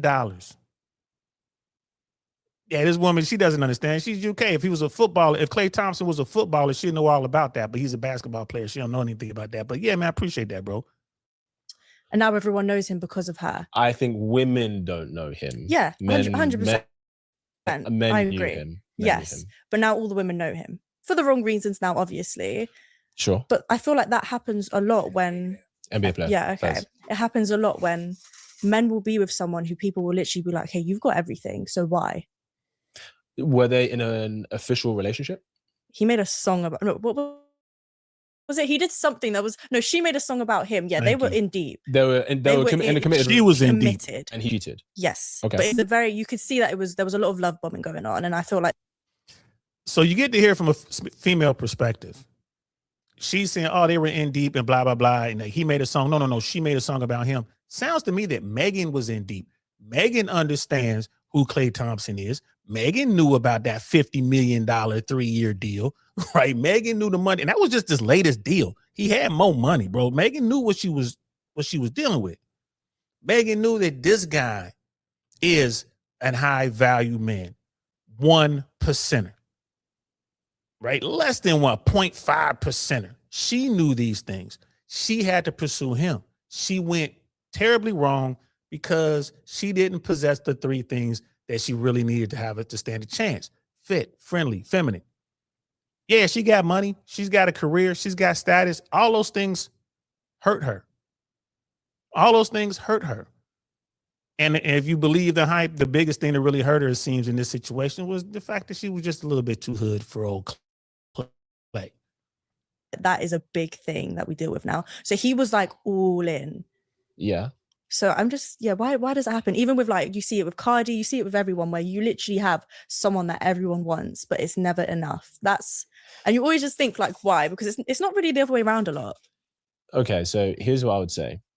When in a committed relationship, yes, it was for sure. Yes, because I actually don't know. Okay, fair enough. Yeah, so she doesn't know if that. they're in a committed relationship, yeah, he did the wrong thing. He shouldn't have cheated. However, if you're asking why, because one, we don't know what was going on in a relationship. So you may look at her and be like, yeah, she's this boss babe, love this, whatever. But that doesn't mean that that's what men think. That's what you think as a woman. Doesn't mean that's what men think. Not even just that example. I just mean it's just so often that you see men with this like amazing women, but they always have so many other ones on the side, and you never really know why. But you say that's the way men are built, right? Is that even so? Is that, do you just think it's complete lust, or are men searching for something else while they're doing this, or is it just pure lust? Yeah, men enjoy. Okay, can I give you an example? Yes. Do you know who Aisha Curry is? No. Do you know who Steph Curry is, NBA player? Okay, so his wife. Okay, they've been together since high school, right? Steph, as far as we know, the most faithful guy. He's actually a bit of a simp for her online. Adorable. Okay, right? Beautiful family, everything. She has the dream life. Yeah. She's gone onto podcasts saying like, guys, don't ever try and move to me. I don't get all of this, X, Y, and Z. The question you're asking is the same question men are asking towards that. This is a woman who has everything. Yeah. You have a top guy. He absolutely adores you. You don't work a day in your life. You're living the life every woman about. Yet you're still going out and it's not enough. You still want attention from other men. And the reason she doesn't get attention from other men is because they respect Steph. Yeah. Because they go, I respect this man so much, who he is, what he's accomplished. The last thing I'm going to do is give his wife some kind of attention. But she's going around complaining that, like, girls always move to him. First off, he's Steph Curry, right? Like, you didn't become the best shooter of all time in the nicest way possible, right? Is she attractive woman? Sure. Why do you think she complains about not getting attention? So here's where I will push back a little bit with what Brother Kit is saying. There are plenty of dudes out there, you know what I'm saying, that will blow out Aisha Curry's back, and probably has. There are mass dudes out there probably done bent her right on over, and she let them. Right? I'm just speculation. I wouldn't be surprised. Like some dudes out there who, you know, they real good at keeping it on the hush, and they see it in her eyes, like, oh, them eyes are strange. So there's not a dude out there like, oh, I'm not gonna bang your wife, Mr. Steph Curry, because you're Steph Curry, one of the greatest 3-point shooters in NBA history. Nah, that's not. I don't agree with that at all. Not even for a little bit. I think the problem is his wife knew him before he was Steph Curry. His wife knew him when he was like the nerdy kid, or the, you know what I'm saying? He just practicing all the time. He just whatever. She knew him before he became the man, before he became the legend. She knew him. She saw the sausage being made, so to speak. Right? And remember what I said earlier. If you find a woman who really loves you and you are the best she believes she can get, you are everything she's ever wanted, she'll never want attention from another man. Obviously, Aisha, she wants attention from other men. I've seen what he's talking about. I've, watched some videos, seen some interviews, read some articles, and it was like, man, that's terrible. But in that situation, Steph is the one who was like, that's my wife. I married her for better, for worse, rich or poor, sickness and health. I'm doing all that. And he is keeping his word, but it has to be bothering him. Because I know some dudes on the court, I guarantee, man, I bet $100 to a donut, there's some NBA guys out there that done ran through his wife. Right? And that's sad. you know what I mean? I have nothing but respect for any man who says those vows and they mean it and they keep it and they don't walk away. They don't get divorced. I can respect that. I have to respect that. But because it's about your relationship with your God, your deity, or whatever, and you keeping your word as a man. But at the same time, it's like, bro, at least go out and get yours. He probably is. I would imagine he is because he has his choice. But what woman who has all this will throw it all away because she wants attention from some dusties? That's the point that Kit's trying to make to the old girl. And old girl just kind of sitting there. There is no female equivalent. Women can't be equal to on the same level as, you know, these high value men, these top tier men, because the female scale is different. Men decide what pushes women up to the top, and it has nothing to do with money, has nothing to do with title, has nothing to do with letters in front of or behind your name. Men look at different things. Women look at those things. So, and this is one of the things that confuses so many women. They're like, how come men don't see it the same way we do? Because we're different. That's why we don't see it the same way. We look for different things. You know what? That one actually stumps me because I can't even put myself in her position and think that I think the same way, because I wouldn't.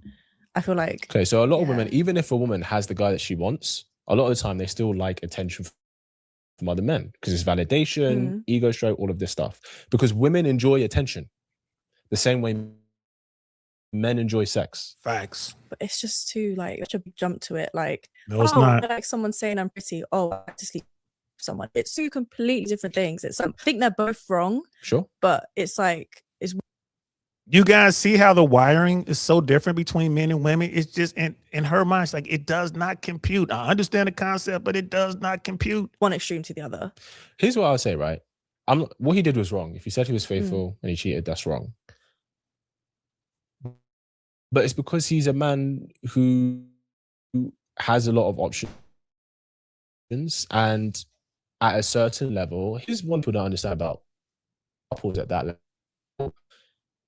This is not uncommon where he go there, where see no evil, hear no evil. Facts. Right? It's really common, especially at that level. No, of course it is. Of course it's common, but even at that, when it... Fact. You hear that? It's a different game at that level. These dudes, someone like Klay Thompson can say, hey, man, I'm going to do what I do. I'm not going to bring home any babies, any diseases, or any crazy chicks. You're never going to see it, but that's what I'm doing, just so you know, because there's so many cameras out there. Ain't no telling what's going to seep out into, you know what I mean, into the internet, right? Into these YouTube trenches or whatever, social media world. Take it or leave it. That's the deal. Oh, and you ain't going to mess with nobody. If I find out you mess with anybody, you gone. And women like, that's so unfair. Well, it is what it is. One person has extreme leverage and the other one doesn't. That's the deal. Take it or leave it. Do you want to be with me in this lifestyle, or you want to keep doing what you're doing? And someone like Meg Thee Stallion, like, girl, you got money. You got 10 million plus or whatever. If you did your money right, you can do what you want. But you're going to be doing it without me, right? Unless you meet my terms. So I have a hard time believing that, you know, Klay Thompson got caught cheating or whatever. I'm about to look into that story more. I have a hard time believing that was the case. But there are a lot of dudes out there who get this money and their game is weak and they refuse to just tell the truth. Like, just tell the truth, bro. You Meg Thee Stallion, big deal. You already smashed, right? You already hit. Everybody done hit, right? So what are we doing here? I just find that hard to believe. But again, guys, hold yourself to a higher standard. With outside of that level, just normal everyday people, it's still very common that men cheat with multiple women. Well, men and women cheat at the same rate. Facts. Oh, I don't know about that. Oh, statistically, they do. So men. So where are these statistics? This is to be fair. This is from like the British popular statistics. Men cheat at a roughly 28% of the time, and women cheat 20% of the time. Yeah, but where are these statistics? Like, where is this coming from? Like, because I could sit down in a room with so many. I think they do cheat, but when you say like, oh, statistics, it's just like, where's this coming from? Because you haven't gone around and asked all these people. I said the British populace. That's what it is. But it's like if we was to be in a room with loads of people, right, 100 of us right now, it's going to be every single female there has probably been cheated on. You can't say the same about all the men in that room. Okay, so here's what I would say, right? 9 times out of 10, the reason maybe facts because women go for a very small percentage of men. Like if you put, here's the thing, let me ask you a question.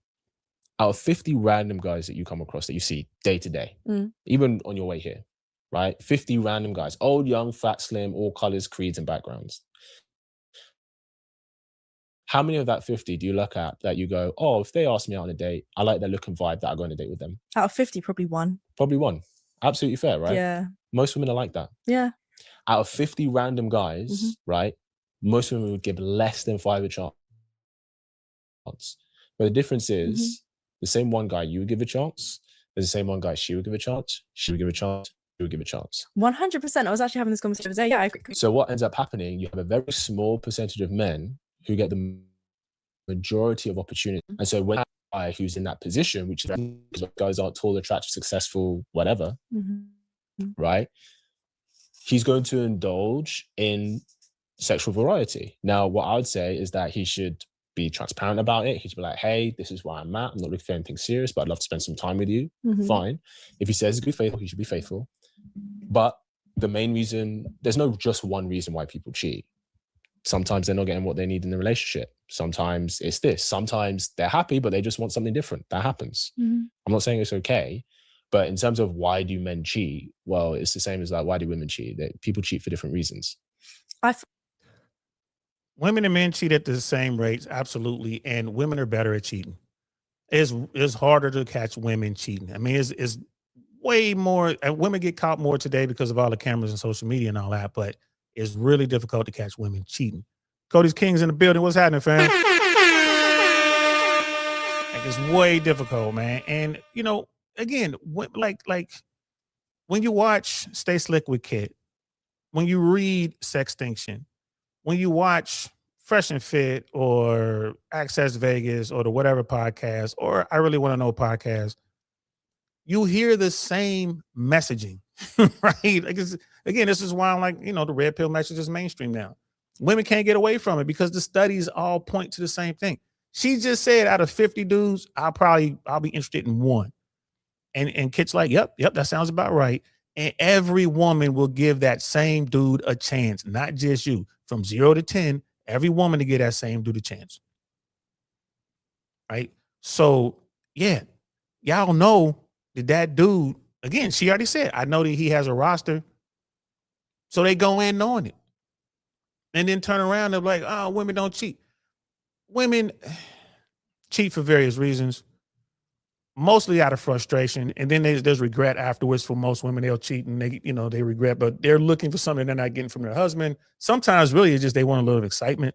They go out, one too many Chardonnays, and then next thing you know, they're on some dude that they find attractive who's probably over 6 feet, right? That's probably fit, right? Probably has a 6-pack, probably has the other 6, you know what I'm saying? He got 6 inches or more because she can feel it while she's dancing with him, right? She's probably making over 6 figures because they're in a high-end joint. They're around wealthy dudes. And she's just like, man, I'm just going to go ahead and go for it. And she knows she'll never get caught, right? Then her dude, like, well, dudes cheat just as much. Most dudes don't get the opportunity to cheat. Most dudes don't possess what women want to cheat. I mean, most dudes don't have the game. I guess it's hard just to learn how to deal with women in the beginning, like just learning the game, getting to a point where you can even just date and get to know women and maybe have a relationship. Now you want to start talking about running a rotation. Man, that takes so much more work. And most dudes don't want to do that. Most dudes they just want one girl. I mean, women like to think that all these dudes cheat because they're only dealing with a certain bracket of guys. Yeah, the top 20% of dudes, they have all the leverage, man. They banging what they want to bang. But that bottom 80, they just want one woman. They just want the one, right? They just want the one relationship. They're not even gamed up enough to go out here and run a rotation. They don't want to do it. That's why guys get caught, I believe. That's my theory. They get caught because they're bad at it because they don't have enough practice. Whereas women been getting hit on by men since they were like teenagers, young teens. And, they've been running game and doing whatever. They understand male nature better than men understand female nature. So, and then it just blows my mind that these young girls think that women don't cheat. Like, y'all must be, come on. And she knows she has friends that are telling her stories about how they're cheating, but she's going to act like women don't cheat. Come on, on. I feel like with men, a lot of it is just because they can, and it's a big ego thing. And like you said, like a man can walk out and he's attracted to 10 people in a matter of minutes, whereas a woman doesn't have that luxury at all. I call it a luxury, but she doesn't. Sure, I mean, there's pros and cons to both. So it's not an ego thing, guys. Like, men enjoy sex. That is not new. Absolutely. Like, men enjoy. That's why men enjoy sex. But Women just enjoy sex with the man they want.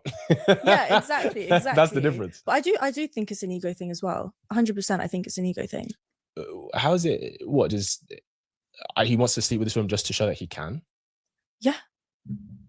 Okay, maybe that comes into it. Sure. 100%. But it's mainly because men enjoy sex. Whereas when women do it, I feel like a lot of it's me, or because she's not getting something still completely wrong. But with men, it's like, oh, I'm gonna sleep with 3 people from work today because I can. A woman's not gonna do that because she's just not going to. She wouldn't want to. I used to think that as well. Do you know who Esther Perel is? No. You heard that? She's like a couples clinical psychologist, right? Okay. So she has a book on infidelity, right? That I've read back to front twice. And I used to have a very black and white view on cheating. Like, yeah, it's just because you're purely selfish, all of this stuff. The main reason, at least from her, she would know better than most of us because it's her area of expertise. The main reason both men and women cheat is because there's something lacking in the relationship. A lot of the time. Are there some people who cheat because they just want something different? Yes. Are most of the people who cheat because they want something different men? Yes, that is true. But majority of people tend to step out. It's not because it's usually because there is something lacking within the relationship, right? A lot of the time. But yeah, some people, some guys tend to, they like variety. I'm not saying it's okay, but it's a thing. Yeah, it's a thing. Just like women like attention. Yeah, 100%. I feel like that's completely correct. But I do feel like with a lot of men, especially now, it's an addiction. What's an addiction? Like their lust is an addiction. No. Cheating is an addiction. You think a lot of men, or just the kind of men who have the options to? There you go. I feel like most men have that option at this point. You think most men have the option to cheat? Yeah. And see, I love this, man, because I can't wait to see how Kit gets her to think about it. How is it that women believe that most men have the option to cheat when they admit that they don't see most men? Women will tell you 80% of men are invisible to most women. But then they'll turn around and say that same 80% of men are out there cheating. How? They can't even get women to see them. So how are they going to go out here and actually cheat?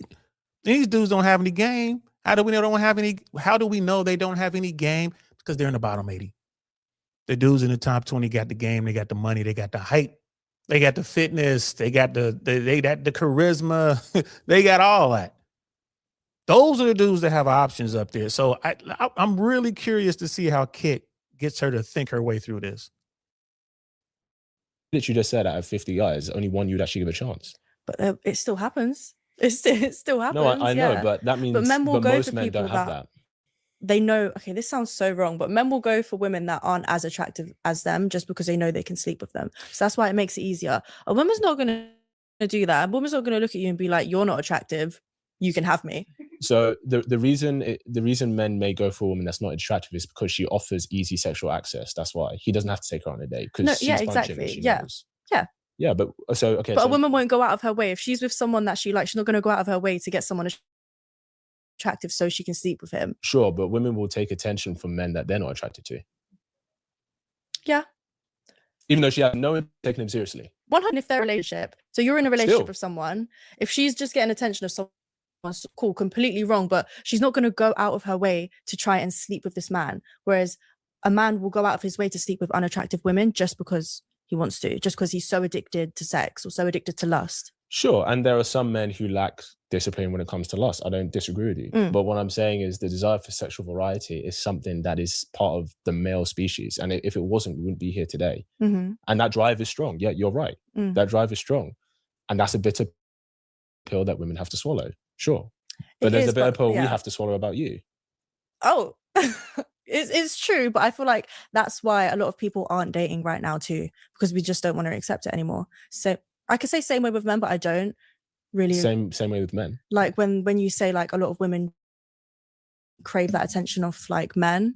I feel like maybe it's the women that you're going for too. And yeah, of course. Yeah. But then if you're going for a woman like that's posting all this stuff, then that's your own for choosing her. I agree, but they would just entertain her casually, not seriously. Mm.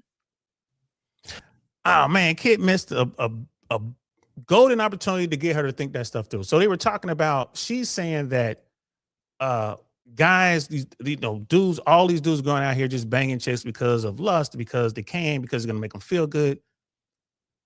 And Kit was like, well, what percentage of dudes you think are doing this? You talking about the guys who have options, you talking about everybody else. She's like, all men, blah, blah, blah.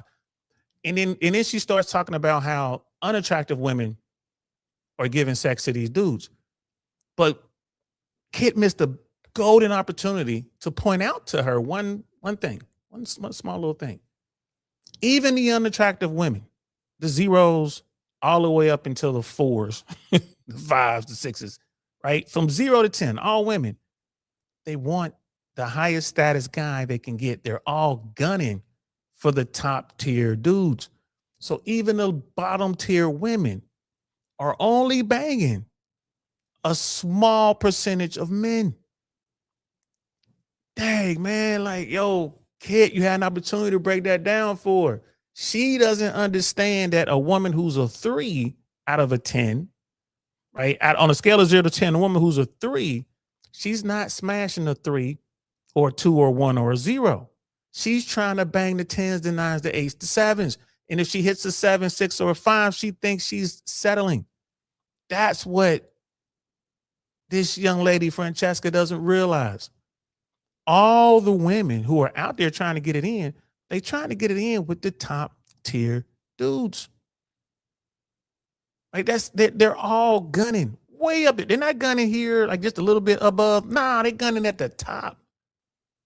Man, Kit, man, you had a perfect opportunity, because I would love to hear her react to that. Like, okay, well, what do you think about that? Like, and it's like, yeah, and those dudes at the top will go slumming. They will go trolling. They will go down there and bang the bottom of the barrel, but then they go back up to where they are. Where, like she said, women don't do that. Women just don't have sex with any of your body. Exactly. All the women think that way, and they're all gunning for the top tier guy. And if they get a shot to bang Michael, what's the name of it? Michael B. Jordan. If a girl who's a 3 gets a shot to bang Michael B. Jordan or give him some dome or something like that, she's going to do it. Even though she's a 3. And she ain't going to do that for a 3 or 2. She ain't going to do that for a 4 or 5. She's only going to do that for the top tier guys, the 10s. Man, Kit, you missed the golden opportunity, fam. The thing is, like, okay, a woman entertaining a man, a woman getting what she wants from a man, but not having to give anything that she wants, is her just getting attention. Which we know plenty of women are huge attention seekers now. Yeah. Right? A guy getting what he wants from a woman he wouldn't take seriously is the sex. Yeah. So women will happily take attention from men, and men will happily take sex from women, right? Without being serious. Yeah. Sure. And you can look at a guy and be like, oh, he's indulging in this. Like, I don't want that. Sure. And guys look the same. Like, okay, a woman who seeks a lot of male attention and validation, that's a girl I'd have fun with. That's a girl that I wouldn't invest in seriously. Yeah.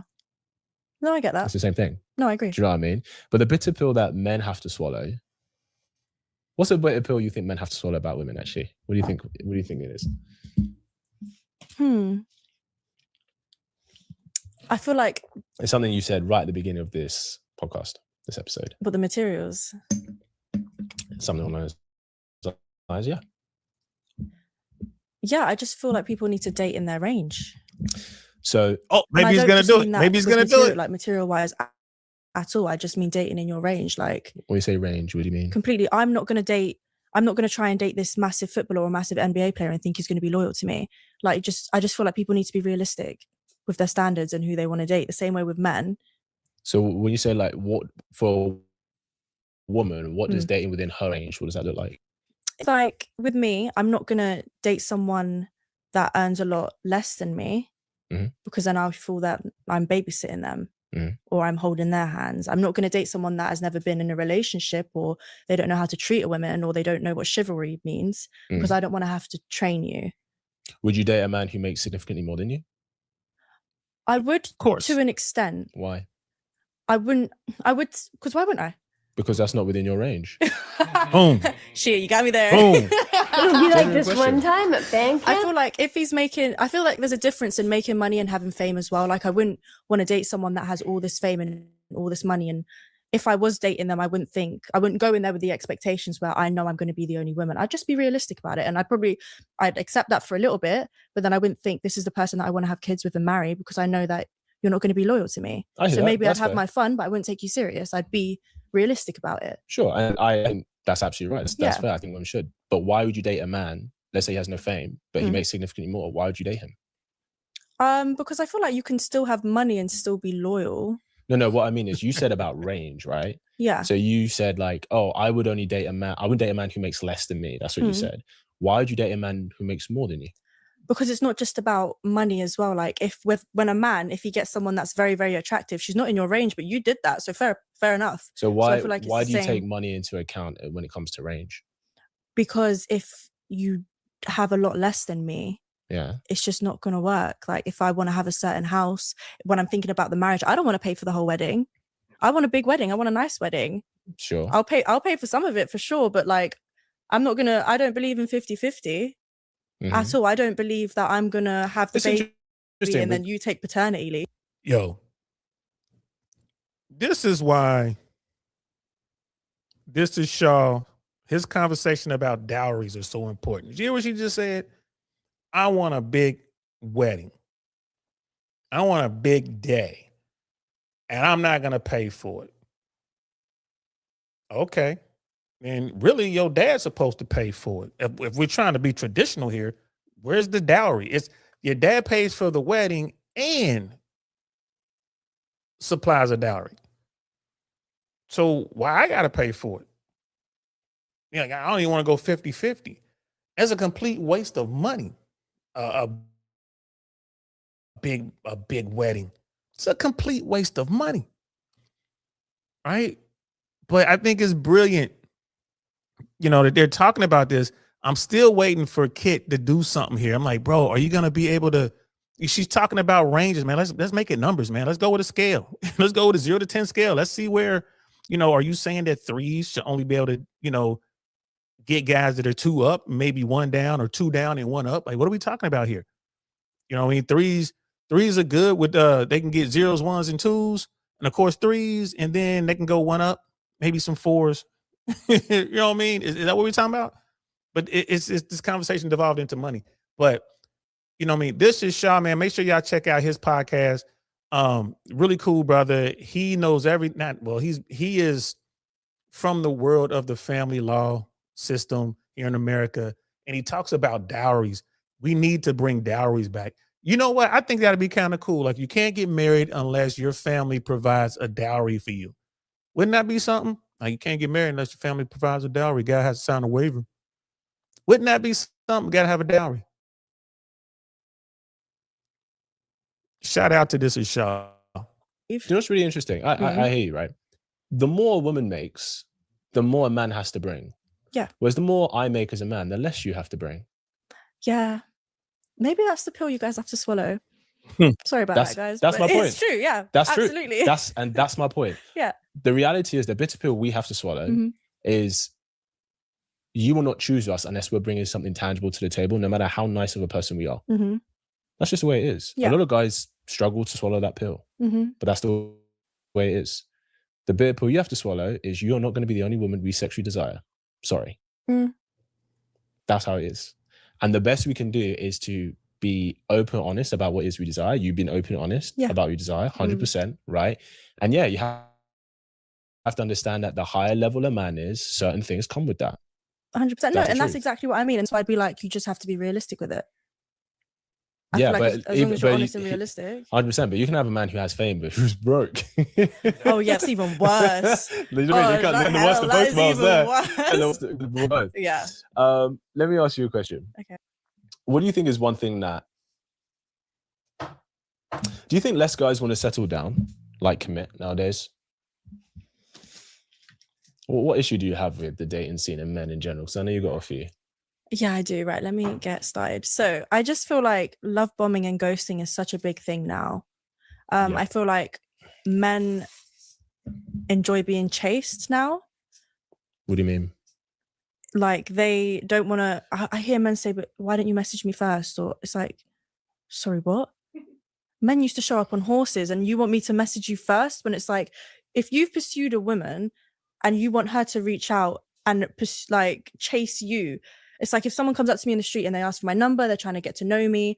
I'm not then the next day going to message you first and ask you out on a date. I just think that is so bizarre that men want to be chased now. Like, I will definitely show my interest back. How do you show your interest? Me texting you back is showing interest. Like, I'm giving my time to text. For me, it is. Like, I've you just said all day and I'm texting you. You said you would text guys you had no interest in. No, I have interest in them. I wouldn't text a guy that I'm not interested in. I wouldn't waste my time. It just wouldn't happen. You said if you were dating a guy seriously, that you would entertain other guys in case that one fell through. But me entertaining, it's just like, oh, if someone pops up, oh, hi, how are you? Yeah, I'm good. You? You're maybe once a week. Yeah. But if I'm now talking to you every single day, I'm finishing work and I'm socially drained and I'm on the phone to you every single day.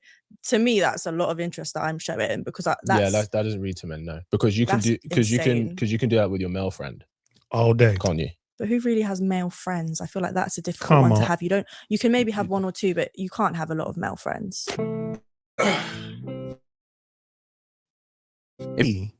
What we mean by female nature is not what a woman says, is what they do. This young woman, and I don't want to say she contradicts herself, but these are her beliefs, you know, and like you got these holes in the belief window, and you know, they want it to be this certain way, you know, to say, well, you know, I'm not going to reach out to you. I'm not going to show any effort. I need you to show all the effort. You know, the whole texting thing, like, well, if I text you back, that's me showing interest. That's me showing you, like, you text everybody back. You could DM a complete stranger. If you have a really nice Instagram and she looks at your Instagram and is just like, wow, this dude's on private jets. He's got this yacht. Wow, this guy's, you know, rubbing elbows with royalty. This guy's rubbing elbows with, like, you know, the A-listers, the elite, right? She does a Google search. It's like, wow, this dude's verified, you know, blue check and all that. She's gonna respond to that guy's DM just like she responds to your text message. And she ain't never met dude. She met you, but she's saying, well, that's me showing attention. Nah, I'm not mad at these young guys to make these women work a little bit. I'm not mad at these dudes who are like, girl, I need to see some interest. You clowning. You know what I'm saying? What do you want me to do? Make me a sandwich. That'll be a good start. Take me out. Buy me a drink. Why? Because I need to know that you committed. This is why you do your first date is low value ice cream date or a walk in the park. You do not invest in women up front. Did you hear what she said? Let's get back to chat to. See, male friends want them, and I think most women know that. Yeah. But you speaking to a guy is no indicator of romantic interest. It's no indicator of romantic reciprocation, is what I'm saying. So you don't think talking to someone every single day is interest of anything romantic? No, not necessarily, because women can do that with their guy friends. Yep. For me personally, I can't imagine talking to someone every single day and it not being like a... Sure, I understand it's not like that for you, but for many women it's the case. Because what happens is the guy, that male friend who talks to her so much, he grows feelings for her. Yeah. A lot of the time. Because he's like, we're talking all the time, we're sharing all this vulnerability and stuff. How can she not grow feelings for me? Because how women show romantic interest is not through her talking to him. It just is for me personally. Like, how do you even have time for that? Like, I feel like if you've got all that time on your hands, you need to get a second job or something. Because you've got way too much time on your hands. Yeah. So here's what guys look for. They look for reciprocation. They look for reciprocation. If it feels like he's pursued you and he's making a lot of effort and you don't start showing that reciprocation, he's going to think, A, she's not really that interested in me, or B, she's just using me. I feel like time is reciprocation. Like if I've now given you my whole evening and we can do something. But he's giving you his evening. Exactly. Right. But you're the one that's tried to pursue me. I didn't approach you in the street. I wouldn't have looked at you. If you've approached a woman or if you've DM'd like a woman or you've reached out to her and she's like, yeah, cool, I'll give you this time this evening, but I would usually be going to the gym or doing my own thing. I'll give you that time. That's a big deal. So, to some people, it may not be, but I feel like it's not, Francesca. For me personally. Because he's given time, right? Like, here's the thing. If you're saying that your time is worth more than, because the thing is, we assume you wouldn't be open to it unless you were interested in the first place, right? Okay, so you want his time as well. But I haven't gone out of my way to pursue him, and I wouldn't. Hold on. Just because he initiated doesn't mean you don't want his time. Exactly. Because you want the man you want to pursue you, right? Yes. Yeah, I want to be completely pursued and chased. Yeah. Yeah, but you want the guy you're interested in to pursue you. Yes. Right. So you want his time. Of course, but I wouldn't ask for it if he doesn't want to give it to me. If he, like, for me, if he didn't want to, I wouldn't ask for his time. I wouldn't be bothered. I understand. At all. I understand. Yeah. Right. What I'm saying is the man you're interested in, you want him to pursue you. But it doesn't, no, but in a way, I know the way you're saying it, but like. Man, he keeps checkmating her every move. Checkmate. You want the guy that you want to pursue you. Well, no. What kind of checkmate? You know, it was more like check. He keeps putting her in check. Like, but now I want this, man. Check. Check. It's like, bro, every move. When you had this conversation with women, and this fellas never had this conversation with women you're trying to pursue romantically. Do not talk about this sort of stuff on dates. Don't do it, fellas. It ain't worth it. Why? It doesn't make any sense. Use this information to help you get the date that you want, but do not talk about this stuff on a date. Don't do that. That is the dumbest thing you never do. And you'll never get another date. All right. Doesn't matter. It's just stupid. But take this information so you can get dates and get better dates. Right. So she's sitting here and I think she's a very intelligent young lady. She's listening to what she's saying. And she's like, oh man, damn it. He got me. Check. He's got me in check again. Damn, I'm gonna get out of this. He got me in check again. The dark side of female mate selecting and female nature is not a good look for women. They don't like to be confronted with it. And she's been confronted with it. She's like, damn, is that what's going on? Damn. Like you said, like she's like, well, if I bother to call you or return a text or a DM, then I'm giving you attention. Why does she believe that's the case? Because she believes her time is more valuable than his. If you've watched Fresh and Fit back in the day, this is what Myron and Fresh are talking about all the time. Women believe that they are more valuable than most men. They believe that their time is more valuable than the dude that she's talking to. Even though she's trying to holler at the top tier dude, she still believes her time is more valuable. And that's where it is. And Kit's like, nah, your time is not more valuable than his. In fact, if he's a top tier dude, his time may be more valuable than hers because he has more value in the sexual marketplace. There are more women that want him, right, in that world. So he's more valuable because it's less of him, right? It's just one of those things. It's not, I mean, come on. And she's just sitting there like, damn. And she's figuring it out on the fly. And she's just trying to get out of it. Like he puts her in check and she moves and puts her in check again. This is great. Wow. Again, shout out to Kid. I don't get interested in someone straight away. Like if I'm attracted to you, it doesn't mean I'm interested in you. Okay. You have a nice face, but I don't really care. Okay. Personally, that's what I'm saying. Just feel like would you date someone you're not interested in? But I feel like, no, because you have to gain interest. But I wouldn't be interested in someone straight away. When you say interested, it's like, for me, I'll be like, yeah, I'll give you my time to see if I'm interested in you. But I'm not going to try and pursue you because it's just like. That's not what I'm saying. What I'm saying is this. If there's enough interest for you to be like, I'm interested enough to explore what could be here. Yeah. Right. That means you want his time in order to explore that. Right. Right. Just because he initiates doesn't negate your desire. It's like saying, well, because he initiated having sex with me, I didn't want to have sex with him. That's not true. You wouldn't have sex with a guy you didn't want to, I assume. Right. Right. So that means you're there because you want to be there. Right. And he's there because he wants to be there. Okay. So it's not you giving him time. You're both giving each other time. Right. He just initiated because he's the man. But it still doesn't mean as a woman, I'm now going to put in all this effort and do this, that. What I'm saying is you giving time is not a sign of reciprocation. It's not. So what should a woman do for you? What do you think a woman should do to show that she's interested? Because I think, me personally, if I'm giving you my time, I'm texting you, I'm calling you, I'm giving you time to go on a date, that's me showing interest.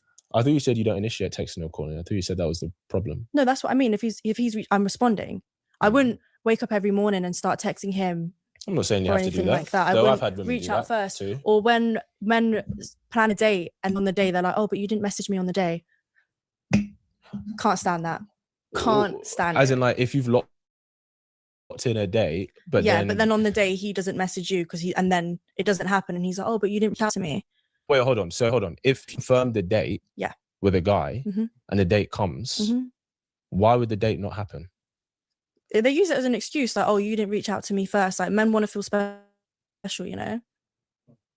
Because it wasn't locked in. They said, hey, let's do something like Friday or Saturday. She's like, well, I'm free Saturday. Okay, let's do some Saturday. Hit me up and we can lock it in. Okay, I'll hit you up. Saturday rolls around. She's expecting dude to hit her up to tell her what's going on. He told her, like, no, I told you to hit me up and then we'll lock it in. That's what she's talking about. And then I got to unlock something in with somebody else. He locked it in with the woman who did follow up. He told her to follow up, and shorty didn't follow up. I think that's what happened. Let's keep going. Like, when you say reach out to you for, I don't know what you mean. So when the time of the day comes, so say we've initiated this date a week before, we said, okay, cool, on the 14th, we're going to do this. The 14th comes. I'm obviously not going to message you like first. Has it been booked? Like, okay, we're meeting here at this time? I don't know, because I wouldn't be the one booking it. So that hasn't been confirmed. Exactly. So the date hasn't been confirmed. Exactly. For me, if we've locked in a date, you then tell me what time to be ready, and I'm going to make sure I'm ready and I'm looking good at that time. You tell me what we're doing and I'll come appropriately.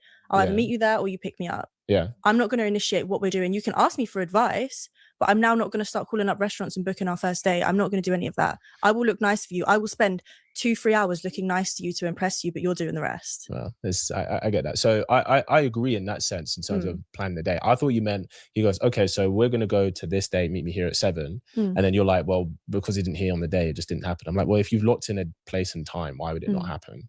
No, but it happened. That stuff genuinely does happen. Like, they'll say like, oh yeah, let's do something this date, but then nothing else will come of that. And then the day will come, the day after, he'll be like, oh, I thought I was supposed to see you yesterday. You didn't reach out. That literally does happen. Like, men literally want to be chased. And that's what I mean. I hear you. I'll tell you why this happens. Okay. You know how selective you are with men? Yeah. And because most women are like that, and so they have a lot of options, a lot of women who want them. There are a lot of women who are showing high desire. Yeah. So sometimes showing high desire might be responding to a story. Might be like, hey, looking forward to see you Saturday. Let me know what we're doing. High desire, showing high desire could be, going, sending like, hey, this is what I'm doing right now. Hope you're having a nice Wednesday, whatever it is. Right. So if you're dealing with a guy who's very desirable, who has a lot of options, he's going to invest his time. He's going to prioritize his time and energy to the woman who's showing highest desire for him. No, yeah, 100%. Right? And I completely agree with that. And if you're, and so you could be interested, but if you're playing it cool, hashtag black cat energy, right, that's going to do you a disservice. Yeah. Because especially with the kind of man who has a lot of options, you have to show high desire for him if you want him. Because the thing is, here's the thing, right?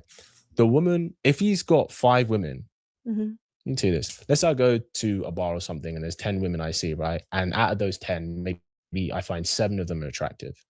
Out of those 7, let's say 2 of them may be open to it if I pursued it, but 3 of them are showing high interest. I'm only going to pursue those 3. Yeah.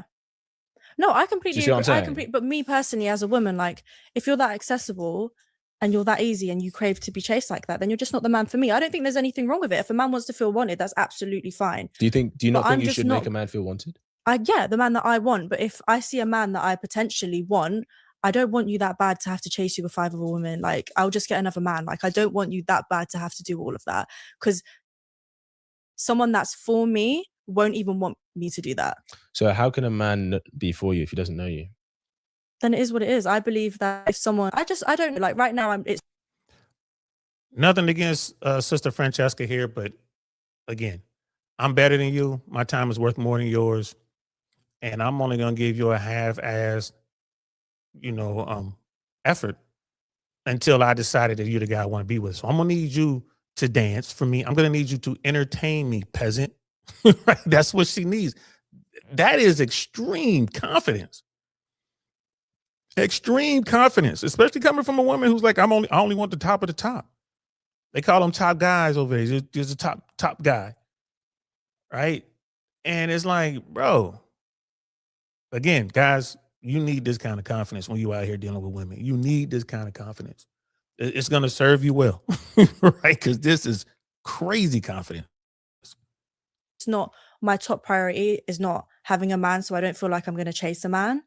I'm not saying you should chase a man, but what I'm trying to say is this: the masculine pursues, but the feminine invites. But that's what I mean. I would be inviting. I'd be nice, but that's enough. I'm not going to make you feel like you're the best man in the world and like have to be like, oh my God, you're so good. Because as soon as you treat a man like that, they then think you're easy, you're accessible, and you're discarded. And it happens a lot with men. If you're too nice, they take it as too easy. No, that's not why they take it as too easy. It was you being nice. Being nice is something that men like. But what you do is you show your standards through how you date him, right? Because the women who get the great guys, they have a lot of kindness, but they have standards. But I feel like you're talking about yourself. You're not talking about the big population of men. That when you're saying like, oh, there's 5 women in a bar and like 3 of them are showing a lot of interest. But here's the thing: we're talking about the kind of men that you want, right? We're talking about the guys that you don't want. Yeah, but I haven't met that. I haven't come across that yet. I don't think it's. Or maybe I have, and I haven't given them a chance. Yeah, absolutely. Just don't see. I don't think you know how to invite the man you want to pursue you. I think it's because I don't want a man right now. That's probably why. So I do it on purpose. When I'm ready for a man. I mean, just listen to her, guys. Do you think this woman is fit, friendly, and feminine? She looks fit. But the friendly and feminine, what did kids say? The feminine invites. Hey, this is a woman who's sitting there like, That's, I mean, she's rapped in a different rapping, but she is just as hardcore as the most hardcore feminist I've ever come across. I guess I would call her a softcore feminist, undercover feminist. You will dance for me. I am better than you. You will come over here and prove your worthiness to me so you can have me. And dudes are like, what? You better go holler at one of them bottom 80 dudes because I ain't got time for that. I done ran through your whole crew. That's why they probably call you, you know what I mean, Frozen Francesca. Like, man, she the ice queen, man. Stay away from her. That's probably what they're saying because it's no woman is worth that type of investment, in my opinion. None. Why? Why try that hard? She might get the first date. She ain't getting date 2 or date 3, man. Forget about that. Done. You're just moving on. Yeah, he said, I'll at the bottom 80. Facts. I'd probably be like a lot nicer, a lot more welcoming, and I'd give them a lot more of my time and interest. But because I'm not in a place where I could give that man my time. Sorry? Have you ever showed high desire for a man you're interested in? Yeah, I have. How do you do that? To be fair. I banged him. Yeah, of course. When I've got into relationships, I would have had to do that. Before the relationships, when you're like starting to date, get to know each other, how do you show a man that you have high desire for him? For me, honestly, it was just like I'd accept dates. That's like me showing interest. I'm not going to send you flowers to your workplace. Like, that's not what I'm saying. You know, that's not what I'm saying. So if you're saying just you showing up is you showing high interest, you're wrong. So what do you think? Explain to me, what do you think a woman should be doing? In regards to showing interest, how should she be showing interest, showing her desire for the man? So, for example, let's say you go on 3 dates with a guy, okay, right? And he's covered it, he's made the plan and everything. Like, okay, cool, we've gone 3 days. You know, clearly I like you to some degree, right? You say, you know, hey, I hope you're having a good week. I thought I could make us something nice. Is there anything you like? Yeah, but I just think that's basic. Like, that's if we're that comfortable where you're staying at my house, I'm going to be making I'm not saying food. necessarily staying at your house, right? Like maybe you haven't stayed at each other's house, or it could be like, you can initiate a message, be like, you know, maybe you haven't spoken over the weekend or something, but like, hey, hope you had a lovely weekend. Would love to hear your voice later. Let's have a call. That's basic. That's just, I feel like that's just normal interactions. But you said you don't initiate messaging. Yeah, if we're just, as in if we haven't even gone on dates yet, like when you're first trying to pursue someone, if we've got to the stage where we're comfortable and we've been on dates, that's just different. That's just reciprocating. But if someone's approached me to go on a date, I'm not then going to start messaging you first to make something happen. Sure. When you're dating someone and you're comfortable, that's just like talking back and forth. But when I say reaching out, I mean when you haven't got to that stage yet. So as in like reaching out to a man first. Would you ever, but even like I'd never jump in someone's DMs first. Would you ever follow him first? Nah. Why? It's just not that deep. It's just not that deep. So this young lady, she wants 100% of the pursuit to come from the man. And she's not going to do anything for him until she gets to a point where, okay, I like him. So it sounds to me like once she makes that determination, okay, I like the dude, she's gonna smash him, and then they get into the whole relationship thing. I don't think that she would be trying to do things for this guy. I don't see her saying, "Hey, I know you're going out Saturday on, you're going out to play rugby with the lads or whatever, because they're over there in Britain, over there in UK and London, pip pip cheerio and all that." She's like, "Yeah, I understand you're going out with the lads to do some ruffian stuff, some rugby stuff or whatever. So I packed you a lunch. I just packed you some things, and I put some Band-Aids in there or whatever they call them over there." I don't see her doing that sort of thing. If her dude says, "Hey, I'm going out with the lads tomorrow. We're going to be doing some rugby. Could you do me a favor and make me a lunch?" If he asks, you're probably like, okay. But I don't see her initiating that sort of thing. I don't see her just trying to find a way to add value. And this is why she's going to suffer. This is why she's almost 30 and she's kind of like, oh, what's going on? She's going to hit that wall so hard. And I mean, again, she's attractive enough. She's cute. She's smart enough. But I think she holds herself in too high of an esteem. Like, yeah, she's kind of an empty vessel, bro. Yeah, it's a bunch of simpletons out there that would chase her. I mean, look, she's hot. She's fine. He's like, I don't care if she's podcast guest or not. Hold on. I'm gonna catch you from the beginning here. Okay, here we go. Cope approach is like, when you haven't gotten to that stage yet, it's like, I'm sorry, but I would have been cooking this broad. Well, see, that's the thing. Like, this is what Kit does. It's not about cooking her, because you'll never really get what you need. Dudes need to see this. The simpletons need to see this, right? Some of the top tier guys need to see this. Like when you cook them, like what Myron does or whatever, or what Brian does when he brings Andrew Wilson onto his show on whatever podcast, they shut down. They get too defensive. You need to hear these things so you can prepare yourself with it. You feel me? There's no need to cook it. You can see a couple times Kit's kind of getting frustrated. He's like, damn. So it's like, damn, but his mission is, you need to see this. Not just for dudes, women need to see this too. And this is one of those videos where I can sit down like, hey, sis, you need to watch this. And then, women are watching them like, oh man, okay, I see where she's coming from. And you're like, you're right. Yeah, she's going to struggle, blah, blah, blah. But a lot of women have been here. A lot of women have done this. Why? Because dudes allow it to happen. That's why. They allow it to happen. This is it, fellas. If you want to have success in today's sexual marketplace, if you want to get out here and you want women to come for you, to want to be with you, you are going to have to, you're going to have to borrow from their playbook. And what I mean by that is you're going to have to you're going to have to start looking for reasons to disqualify the woman and then cut her off and then move on and make her fight to get you back. Because that's what women do, isn't it? They find reasons to cut you off. Like, oh, I can't believe he's wearing a white belt with black shoes. Boom, they don't talk to you no more. Oh, I can't believe that he said that Donald Trump isn't, the Antichrist. It's like, Donald Trump's not the Antichrist. This is a horrible president, right? He's a terrible businessman. He's one hell of a scammer. He's probably going to go in the Scammers Hall of Fame, but he ain't evil. Can't believe you said that. I'm never going to fuck with you again. Cut her off. They cut you off, cut them off, and let them come fighting their way back. This young woman has been cut off a lot, bro. I could tell you. Freezy Francesca right here has been cut off a lot. And I think she's a nice girl. I think she's sweet. She just got the game messed up. Right? And I understand why, because so many dudes are tripping over her, chasing her the way she wants to be chased. She'll never get the dude that she wants, but she'll still get a top tier guy if she stays fit and if she can figure it out over the next 3 years. By the time she gets into her, young 30s, early or mid 30s, the game's going to change for her. And it might be too late for her.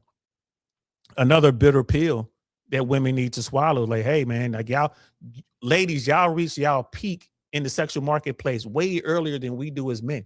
It takes us time to get the things that women want. You guys are born with the stuff that men want. You're just beautiful. Like, you're cute, you're fit, you're friendly. right? You're feminine, right? You add value. Like, but when you're young, that's when your beauty peaks. Once you get into your 30s and beyond, it becomes to get tougher because dudes, men, especially the top tier guys, the guys that most women want, they want women who are younger and beautiful. It is what it is. What do you mean? I'm just talking like about. For me, if I've seen someone that's attractive online, I just don't lead with lust. If I've seen you're attractive, I'm not just going to be like, oh, I'm going to follow you now, because now I feel like but following him is a way to get his. You. No, so here's the thing: following him is a way to get his attention, and then if he checks out your profile, go, oh, she's attractive, he will DM you. Yeah. That's maybe the I'll smart like that's what they do. I'll like a story. Maybe I'll like a story, but I don't know about follow. I'll like a story, maybe. Well, dip my toes in. See, maybe depends, but I mean, if you like his story, but you don't follow, he just thinks you like the story, not necessarily him. But if you follow, and the reason I say this is because this is what I teach my ladies, and it works. And I'll be honest, fair. I've had a girl pull this on me too. No, and it's fair, but just me personally, if I see a man that's so desirable online, it doesn't make me want to desire him more, because I know there's hundreds of women that want him too, and I'm not here to be one of them that's like trying to chase him and trying to. I'm not saying I'm not here for the whole chase. I'm not saying you have to be. I'm just saying that showing a man interest, right? You become okay. There's this study, right? Do you know which women get approached the most in real life? There's women who are like just above average looking. And the reason it's not the most gorgeous women, it's not the most attractive women who get approached the most. It's the women who are like just above average. No, yeah, completely agree. And the reason they get approached the most is because they're not used to being the most gorgeous girl in the room. They know how to send interest signals to guys. And there's been the study, and it makes complete sense. Every guy, signs off on this. If there's a woman who's showing high interest, she becomes more attractive to you. Because we as men, we're conditioned to go where we are celebrated. Yeah. We are conditioned to go where we are wanted. So if there's 5 women in front of me, right, they're all of equal attractiveness, but one is showing a lot of high interest, showing those cues, she becomes the most attractive one to me because she's showing interest. Right. And so the reason I'm saying this is because if you're talking about a guy that maybe you would want, or you're interested in getting to know, right? You may not know you want him, but you're interested in getting to know. Showing high interest is going to serve you. And the worst that can happen is you show a high interest and nothing happens. So what? No, of course. That's not a big deal. It is a big deal to some women. So especially a woman like Miss Francesca here, Sister Francesca, who really thinks like she is all that in a bag of chips. We're talking about Donald Trump, man. Scammers Mount Rushmore, man. Facts, man. Down to Marco on that. He would be on the scammers Mount Rushmore. Donald Trump will definitely be on the scammers Mount Rushmore, bro. It would be Donald Trump, Ponzi, what was his name? Anton Ponzi or whatever, the guy who came up with the Ponzi scheme. They named it for him, right? So it's like Ponzi, Trump, Bernie Madoff. Who would be the 4th person on the scammers Mount Rushmore? We got Ponzi, we got Trump, we got Madoff. Who would be number 4? I was gonna say Hush Puppy, but I mean he scammed pennies compared to those other dudes. And I was thinking about throwing the Tinder swindler up there just because of who he was scamming and how he was getting it from these chicks. But there are dudes out there getting way more than Tinder swindler from these chicks, and not even scamming them. Really, they just you got the Rico Suave dudes. But who would be the 4th person on the scammers Mount Rushmore? You got Ponzi, Donald Trump, Bernie Madoff. Who would be the 4th person on the scammers Mount Rushmore? I wonder. Let's get back to it. Disagree with you a little bit there, because I feel like I get approached the most when I look like a bum. Like I've got like my hair up in a towel or something. I've just come from gym, trackies. I'm a mess. That's when I get approached the most. And I don't think it's because I'm showing cues, because I'm not. I'm looking at the floor. I don't want anyone to see me right now. They do it because I look because I look approachable. I look like a mess. I'm less likely to turn you down. Sure, yeah, that plays a part too. If you see hair, makeup done up, I look all put together, I probably look like I'm going to cuss you out, because I'm probably walking up with my head high, screw facing as well. Whereas so you admit that you have resting bitch face. That's yes, 100%. When you're 100%. done up, but when you're not done up, you don't have it. Because I'm looking at the floor. I don't want anyone to see me when I'm looking a mess. So it's like if they see me and I'm having like I look like I'm a bit insecure, they think it's easier. So I think. See, it's fascinating to see how women think about this sort of thing. If I saw, frozen Francesca here walking down the street with her hair pulled back in a ponytail, she's got a hat on, no makeup, and she's just walking around. And I approach her. I'm approaching her because I think she's lovely. And I love the fact that she doesn't have any makeup. In her mind, she's thinking, oh, don't approach me. I'm nobody. I don't have any makeup. But the guys are thinking like, you are beautiful. Right? You are beautiful with no makeup on. You're the woman I'm looking for. I've been looking for a woman who can go out with no makeup and be out here and be nice and fit and friendly and feminine. It's funny how they got it turned around. And she's looking at dudes saying, you're only talking to me because I'm not done up. And you think I'm an easy kill because I got low self-esteem. You think it's going to be easier for you to bag me because I'm not done up. Ladies, I hope that's not how y'all thinking out there. You would be surprised. So many dudes, especially the top tier guys, man, they want women that are naturally beautiful, no makeup. They talk about that. Dr. Soul talks about that in Sex Tanks. We're gonna talk about that. I'm gonna pull that out. Guys don't like the makeup and the fillers and the Botox and the BBLs and the fake breasts. They don't like that because we are programmed to look for health and beauty. Like beauty to men, I think, evolutionarily speaking, you look good, you look healthy. That means that you're a really good mate potential. You know what I mean? Like you're going to be able to have a lot of babies. They're going to be healthy babies. They say that's what's ingrained in us. So when guys see like the filters, the Botox, the fillers, the fake breast, the fake booty, they see all the makeup. It's like you're cheating us. We can't really see who you really are. We can't tell, evolutionarily speaking, if you are a good choice. And of course, it doesn't matter in today's world because we have everything that we have, and medicine and all that. But it's ingrained in us. And women don't understand that. It's like, I tell women all the time, man, go outside, just put some Vaseline or something, put some chapstick on and no makeup. Latinas do it all the time.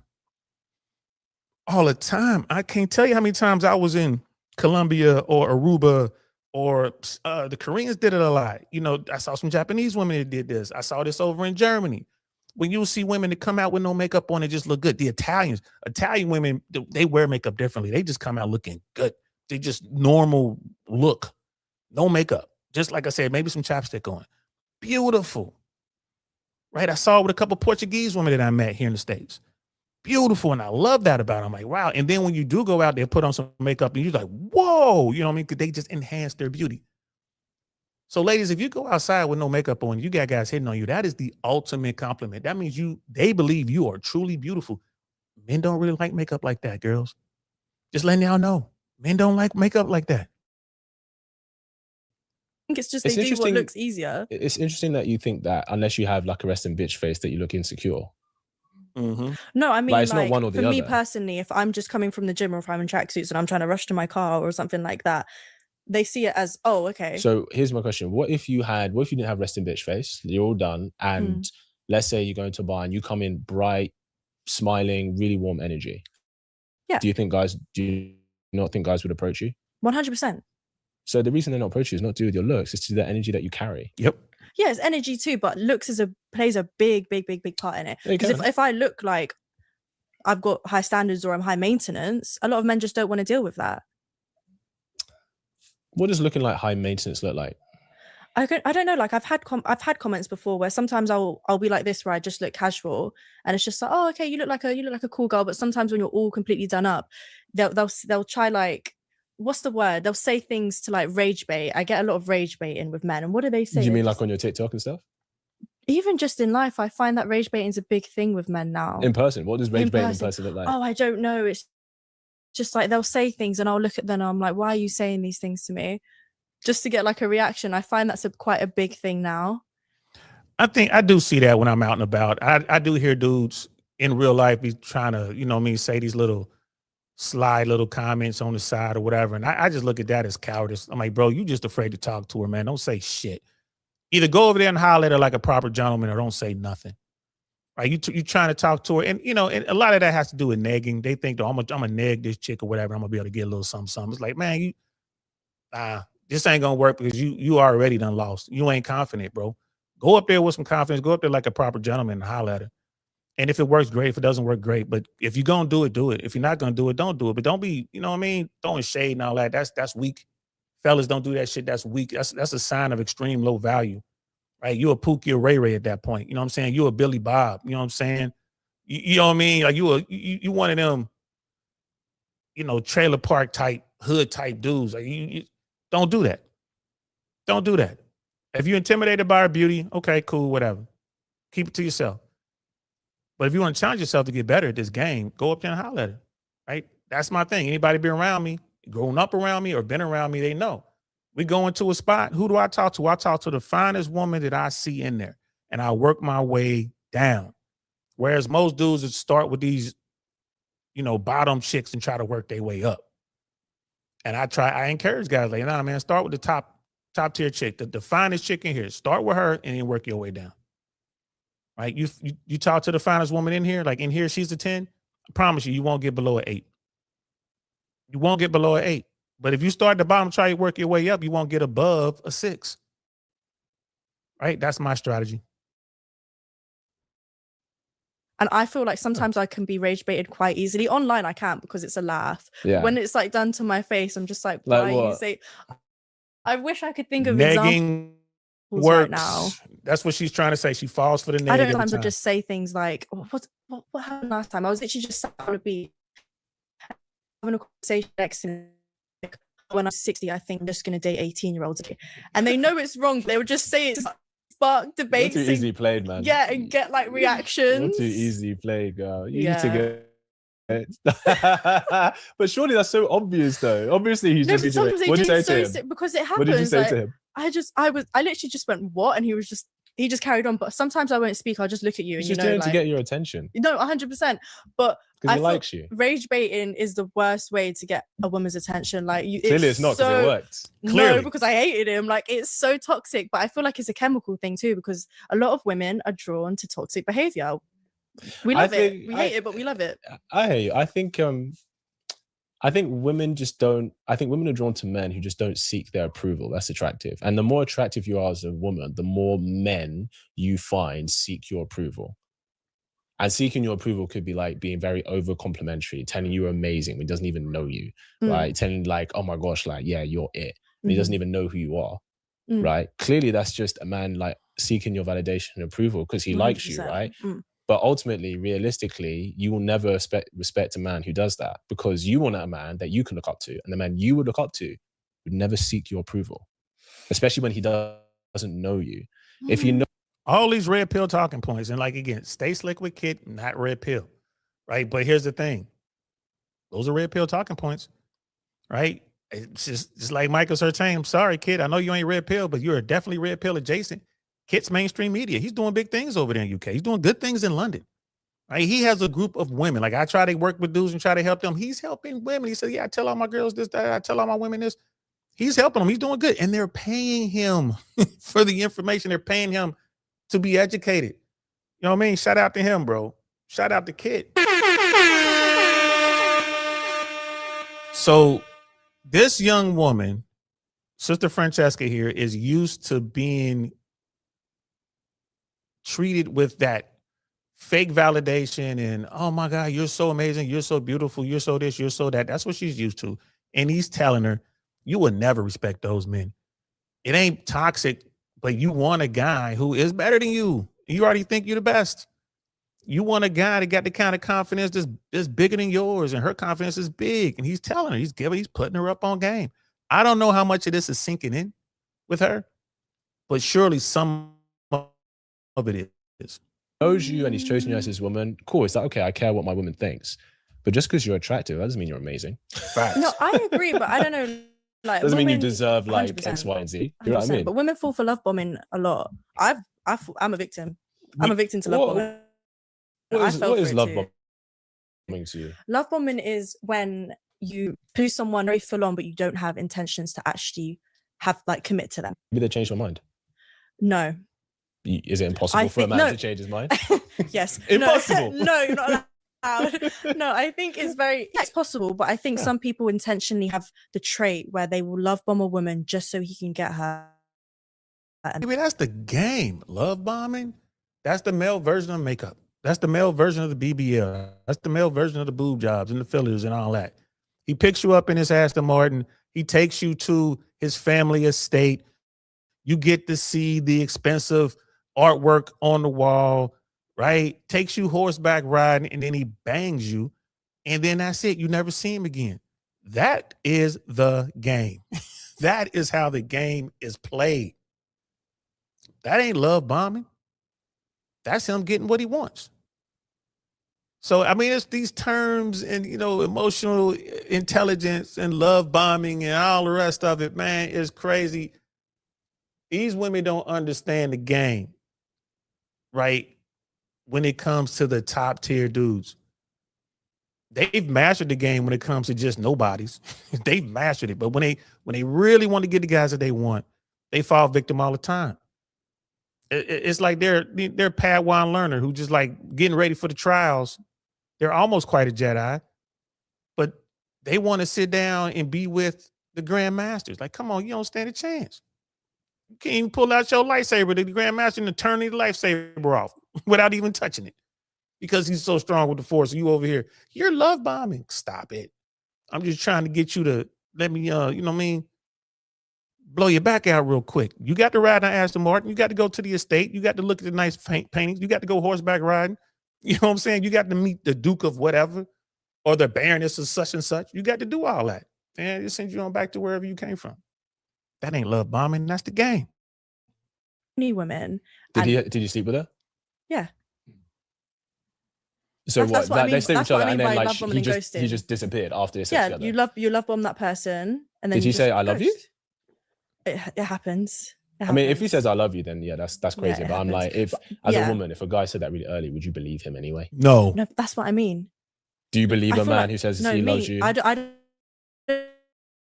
don't believe in words in general. I'm not a words of you affirmation. Want to believe? Like, it's not even in my category for like love. Words of affirmation are just not for me. I'll be honest. If any man or woman goes, this person said they love me within 2 weeks and they believed it, you're delusional. Yeah, 100%. Yeah, I completely agree. But sure, maybe some people can love bomb. I'm not saying it doesn't happen. It does. But I think sometimes what can happen is a guy can think he likes a girl and then he gets to know her and then he doesn't. No, but that's not even love bombing. Love bombing for me is like when I hear the things I hear. Like what? Give me an example. Okay, so my friend was started seeing someone. I'm not even gonna say their name. But my friend started seeing someone, and they were on dates like literally every 2-3 days. He was sending like roses all the time, like literally like every few days. Every time they go on a date, it'd be like roses, dates. You're doing too much, bro. Texting consistently, calling, always thinking about them. Sometimes there was one time she went to a restaurant with her girls and he just showed up and paid for the bill and just like was just like, here, you girls have fun. Like he went house viewing, he would take videos of like the room and be like, this is going to be your room when you move. I should believe that man she doesn't even know. Because you can be delusional. You start to think like, yeah, this is how I deserve to be treated. Like yeah, wow. So if you're delusional, is that a problem with him or her? I mean, what do you mean? Being delusional, yeah, it's bad. But sometimes I feel like you can get to the point where you're like, yeah, this is how I should be treated. That's just entitlement then. Because why do you think you deserve that from anyone? What do you mean? Like, so you just met a guy and he's like saying this is going to be a house and he's doing all this stuff. No, but this is like 2 months on now. Like 2 months on where they've seen each other every day. Because some people get married within 6 months, you know. Sure, like, but then I would say that's, if it's been 2 months, that's hardly love bombing than ghosting. Like, so what happened? Did they see together and he just disappeared? No, so within 2 weeks, it was. Does she have a penis? So that's when it was the whole like dates every day, flowers. But then 2 months on, when it got to 2 months and he was moving house, and he was like, "To which you like? I'll move to the one that you like. You can choose your bedroom. Basically, we're starting a future together. You're moving with me. We're gonna have this great life." Yeah. And then they slept together, and then he just moved on to the next. Yeah. And it happens.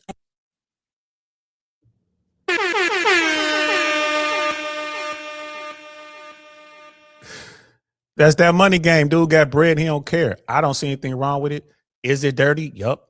But like I said, man, y'all won't get out here in these trenches, man. You want to play the dating game, man. It's a contact sport, man. You know what I mean? But what did they say in Snatch when Turkish and it was Turkish and daggone it. And Snatch is my favorite movie, man. Turkish was sitting there talking to his homie and like, they're like, is that legal? And they're like, these men mean to hurt each other. Like they're trying to hurt each other. And daggone, man, I gotta watch Snatch again. Because I can't remember the names of the main character, man. Damn. Don't worry. Next time I talk about Snatch, I will know everyone's name again. But they're like, yo, these lads mean to hurt each other. And that's what it's like in the dating game, man. Like, these people mean that it's all's fair in love and war. Right? That's the bottom line. All's fair in love and war. So he came in, used what he used. He's using money, using clout, using status, telling her whatever he wants to tell her. And then she, boom, let him blow that back out. And he was gone. And she was like, oh, I believe it was really going to get in a place and I was going to have my own room and we was going to have a family together. Like, no, he just wanted to hit that booty, girl. That's all it was. Back that thing up, shorty. I hear it happen so often where the girl will be like, yep, this is my future. As soon as she mentions his name or she speaks good about him, the next day he will disappoint her. So I'm going to tell you, I understand it's not nice when that happens. And I generally have empathy for women who experience that because I understand you get your hopes up and stuff. So the first thing is if a man is coming on that strong this early, she cannot believe it wholeheartedly. You can't. Yeah. You can't. Mm-hmm. So you don't think because it's performance. And I would say if she does believe it, she needs some maturing to do because you don't know this man. You can't say like, oh, well, you know, a man I met 6 weeks ago, I'm going to move in with him. You don't know him. You can be a serial killer. Happens a lot. Right. But yes, you jump into that boat anyway. That's a problem. Not giving a guy does, however, a man doesn't know whether he really likes a woman until they sleep together. I disagree. Nah. Like he doesn't know whether he likes her. And what I mean is, you ever heard of post-nut clarity? Yeah. Do you know what that is? Yeah. What is it? Basically, after you've had intercourse, you're just like, okay, yep, now I'm done. Like. So what happens is like, you know when people have like beer goggles on? Yeah. Right? Yeah. When they're drunk? Yeah. I call it lust goggles. Okay. Guys have lust goggles on. Yeah. And so when he's like pursuing a woman, it's because he's obviously sexually interested in her, right? Yeah, she could be great, but it's the physical desire that's the driving force, right? When they have intercourse and when they've slept together, the lust goggles come off. And he goes, oh, I like her? Or was just attracted? I think it's common, but I don't think it's everything. Just because what about people that don't have sex for marriage? Sure, it can still happen. And then they're married. Yeah, but they haven't pursued that person for sex. They haven't pursued that person for the drive of the lust. So I'm not saying that they pursue that person for sex. I'm saying a guy pursues a woman because he is physically attracted to her. Right. But anybody who doesn't have sex until marriage, the marriage is about the purpose, not about the sexual intimacy between two people. Yeah. So even if the sex wasn't great, they're not going to then leave the following day. Because usually, if especially nowadays, if someone's not sleeping with someone until marriage, they're very purposeful about their relationship, right? It's not even about them. It's about what they're building, right? It's not even about happiness either. Do you know what I mean? Go on. What do you mean by that? Well, marriage isn't about happiness. It serves a purpose. So you think marriage is just for children? No, but that's one of the purposes it is for. Yeah, marriage isn't like you don't need to be married to be happy, and two, not every marriage is happy. Yeah, of course. But marriage isn't there to make us happy. It was never there for that. I think maybe some women think, oh yeah, marriage is there to make me happy. No, it's not. Because the thing is, for a lot of men, if they wouldn't have kids, they wouldn't get married. Yeah, that's true. But a lot of women, even if they weren't going to have kids, they still want to get married. And I think we're going to pause it there until next week. I want to come back and finish it. It's probably another, what is it? That's not that long. It's almost over. I guess it's only a little 10 minutes or whatever, but I do want to go back and listen to what they had to say about marriage. I got to go. I don't have the time to sit here and finish, guys. I'm so sorry. I got to drop my daughter off somewhere. It's the weekend. So I got to do that. And also I have to finish packing. As you guys know, I'm going to Miami this weekend. So I got some things I got to take care of. I got some loose ends I got to, tie up. So I'm going to have to leave it there. But man, shout out to Kit. I really like what he's doing. This video is a worthwhile watch to anyone who's trying to figure out female nature and how things work. Shout out to Sister Francesca. No shade to her. She just got a lot to learn. She's a young girl, and there's some time for her to figure it out before she smashes the wall, at light speed. And yeah, man, Jill, you're right. It's Tommy and Turkish. Don DeMarco, you figuring that out. And real talk, right before you type that in there, it just came to me. I'm like, yeah, it's Tommy and Turkish. Great movie, Snatch, by the way. If you never watched Snatch, definitely check it out. My favorite movie, my favorite Guy Ritchie movie by far. And I am working on doing a show where we talk about like Hollywood stuff, talk about movies and stuff like that, because y'all know I love Hollywood. I've been, I know a bunch of cool kids. I've been in that world. And it's a lot of talk about Supergirl. People are like, I can't believe Supergirl is such a bad movie. Like, come on, bro. Like, of course it is. But we'll talk about that another day. Fellas and ladies who are watching this, true female nature, man, is not what a woman says, is what she does. If you spend any time out in these trenches, you will see it. You will see it in 1080p with your own eyes. A woman to come in and she's talking bad about all the bad boys and I don't want no bad boys. And by the end of the night, she's walking out of there with a bad boy, right? There'll be a really good guy who's sitting there telling her, like, I would never treat you like that. You're amazing, blah, blah, blah.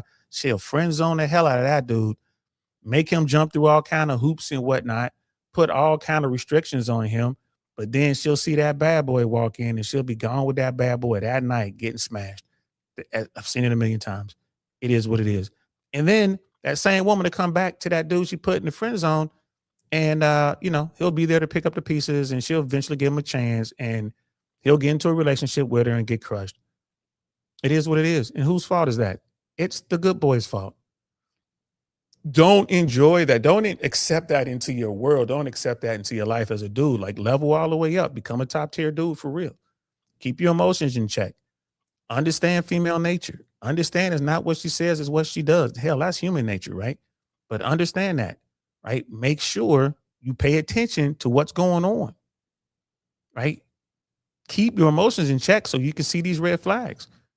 And like I said, if you get on that, that train with that woman, that using that train analogy, whenever there's a stop, you have to make a decision. Do I want to get out?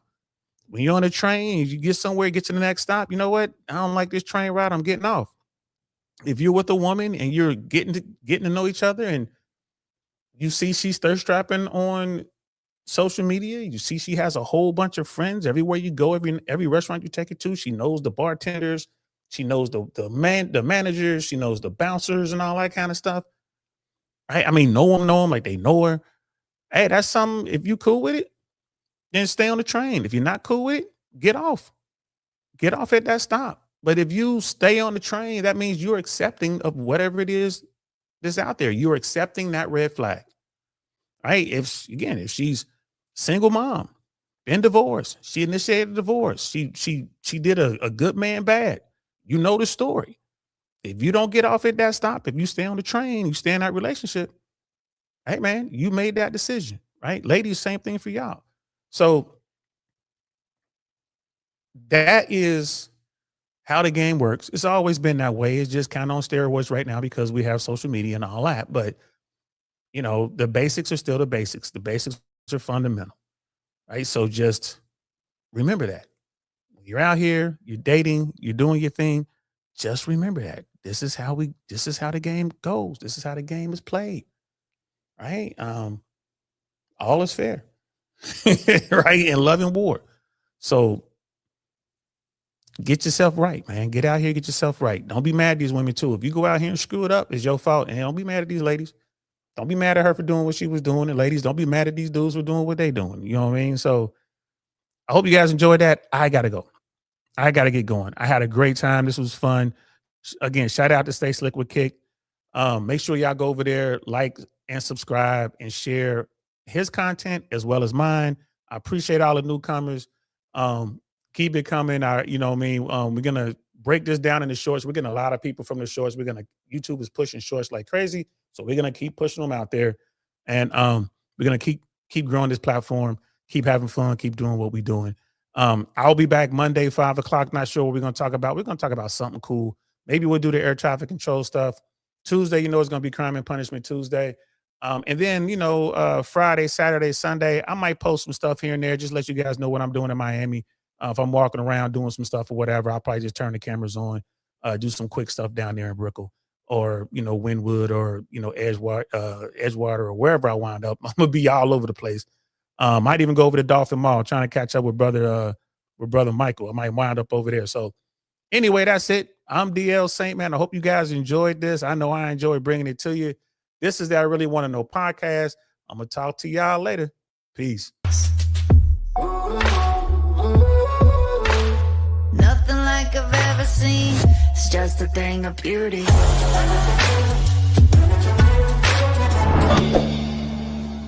Darn, that's the end.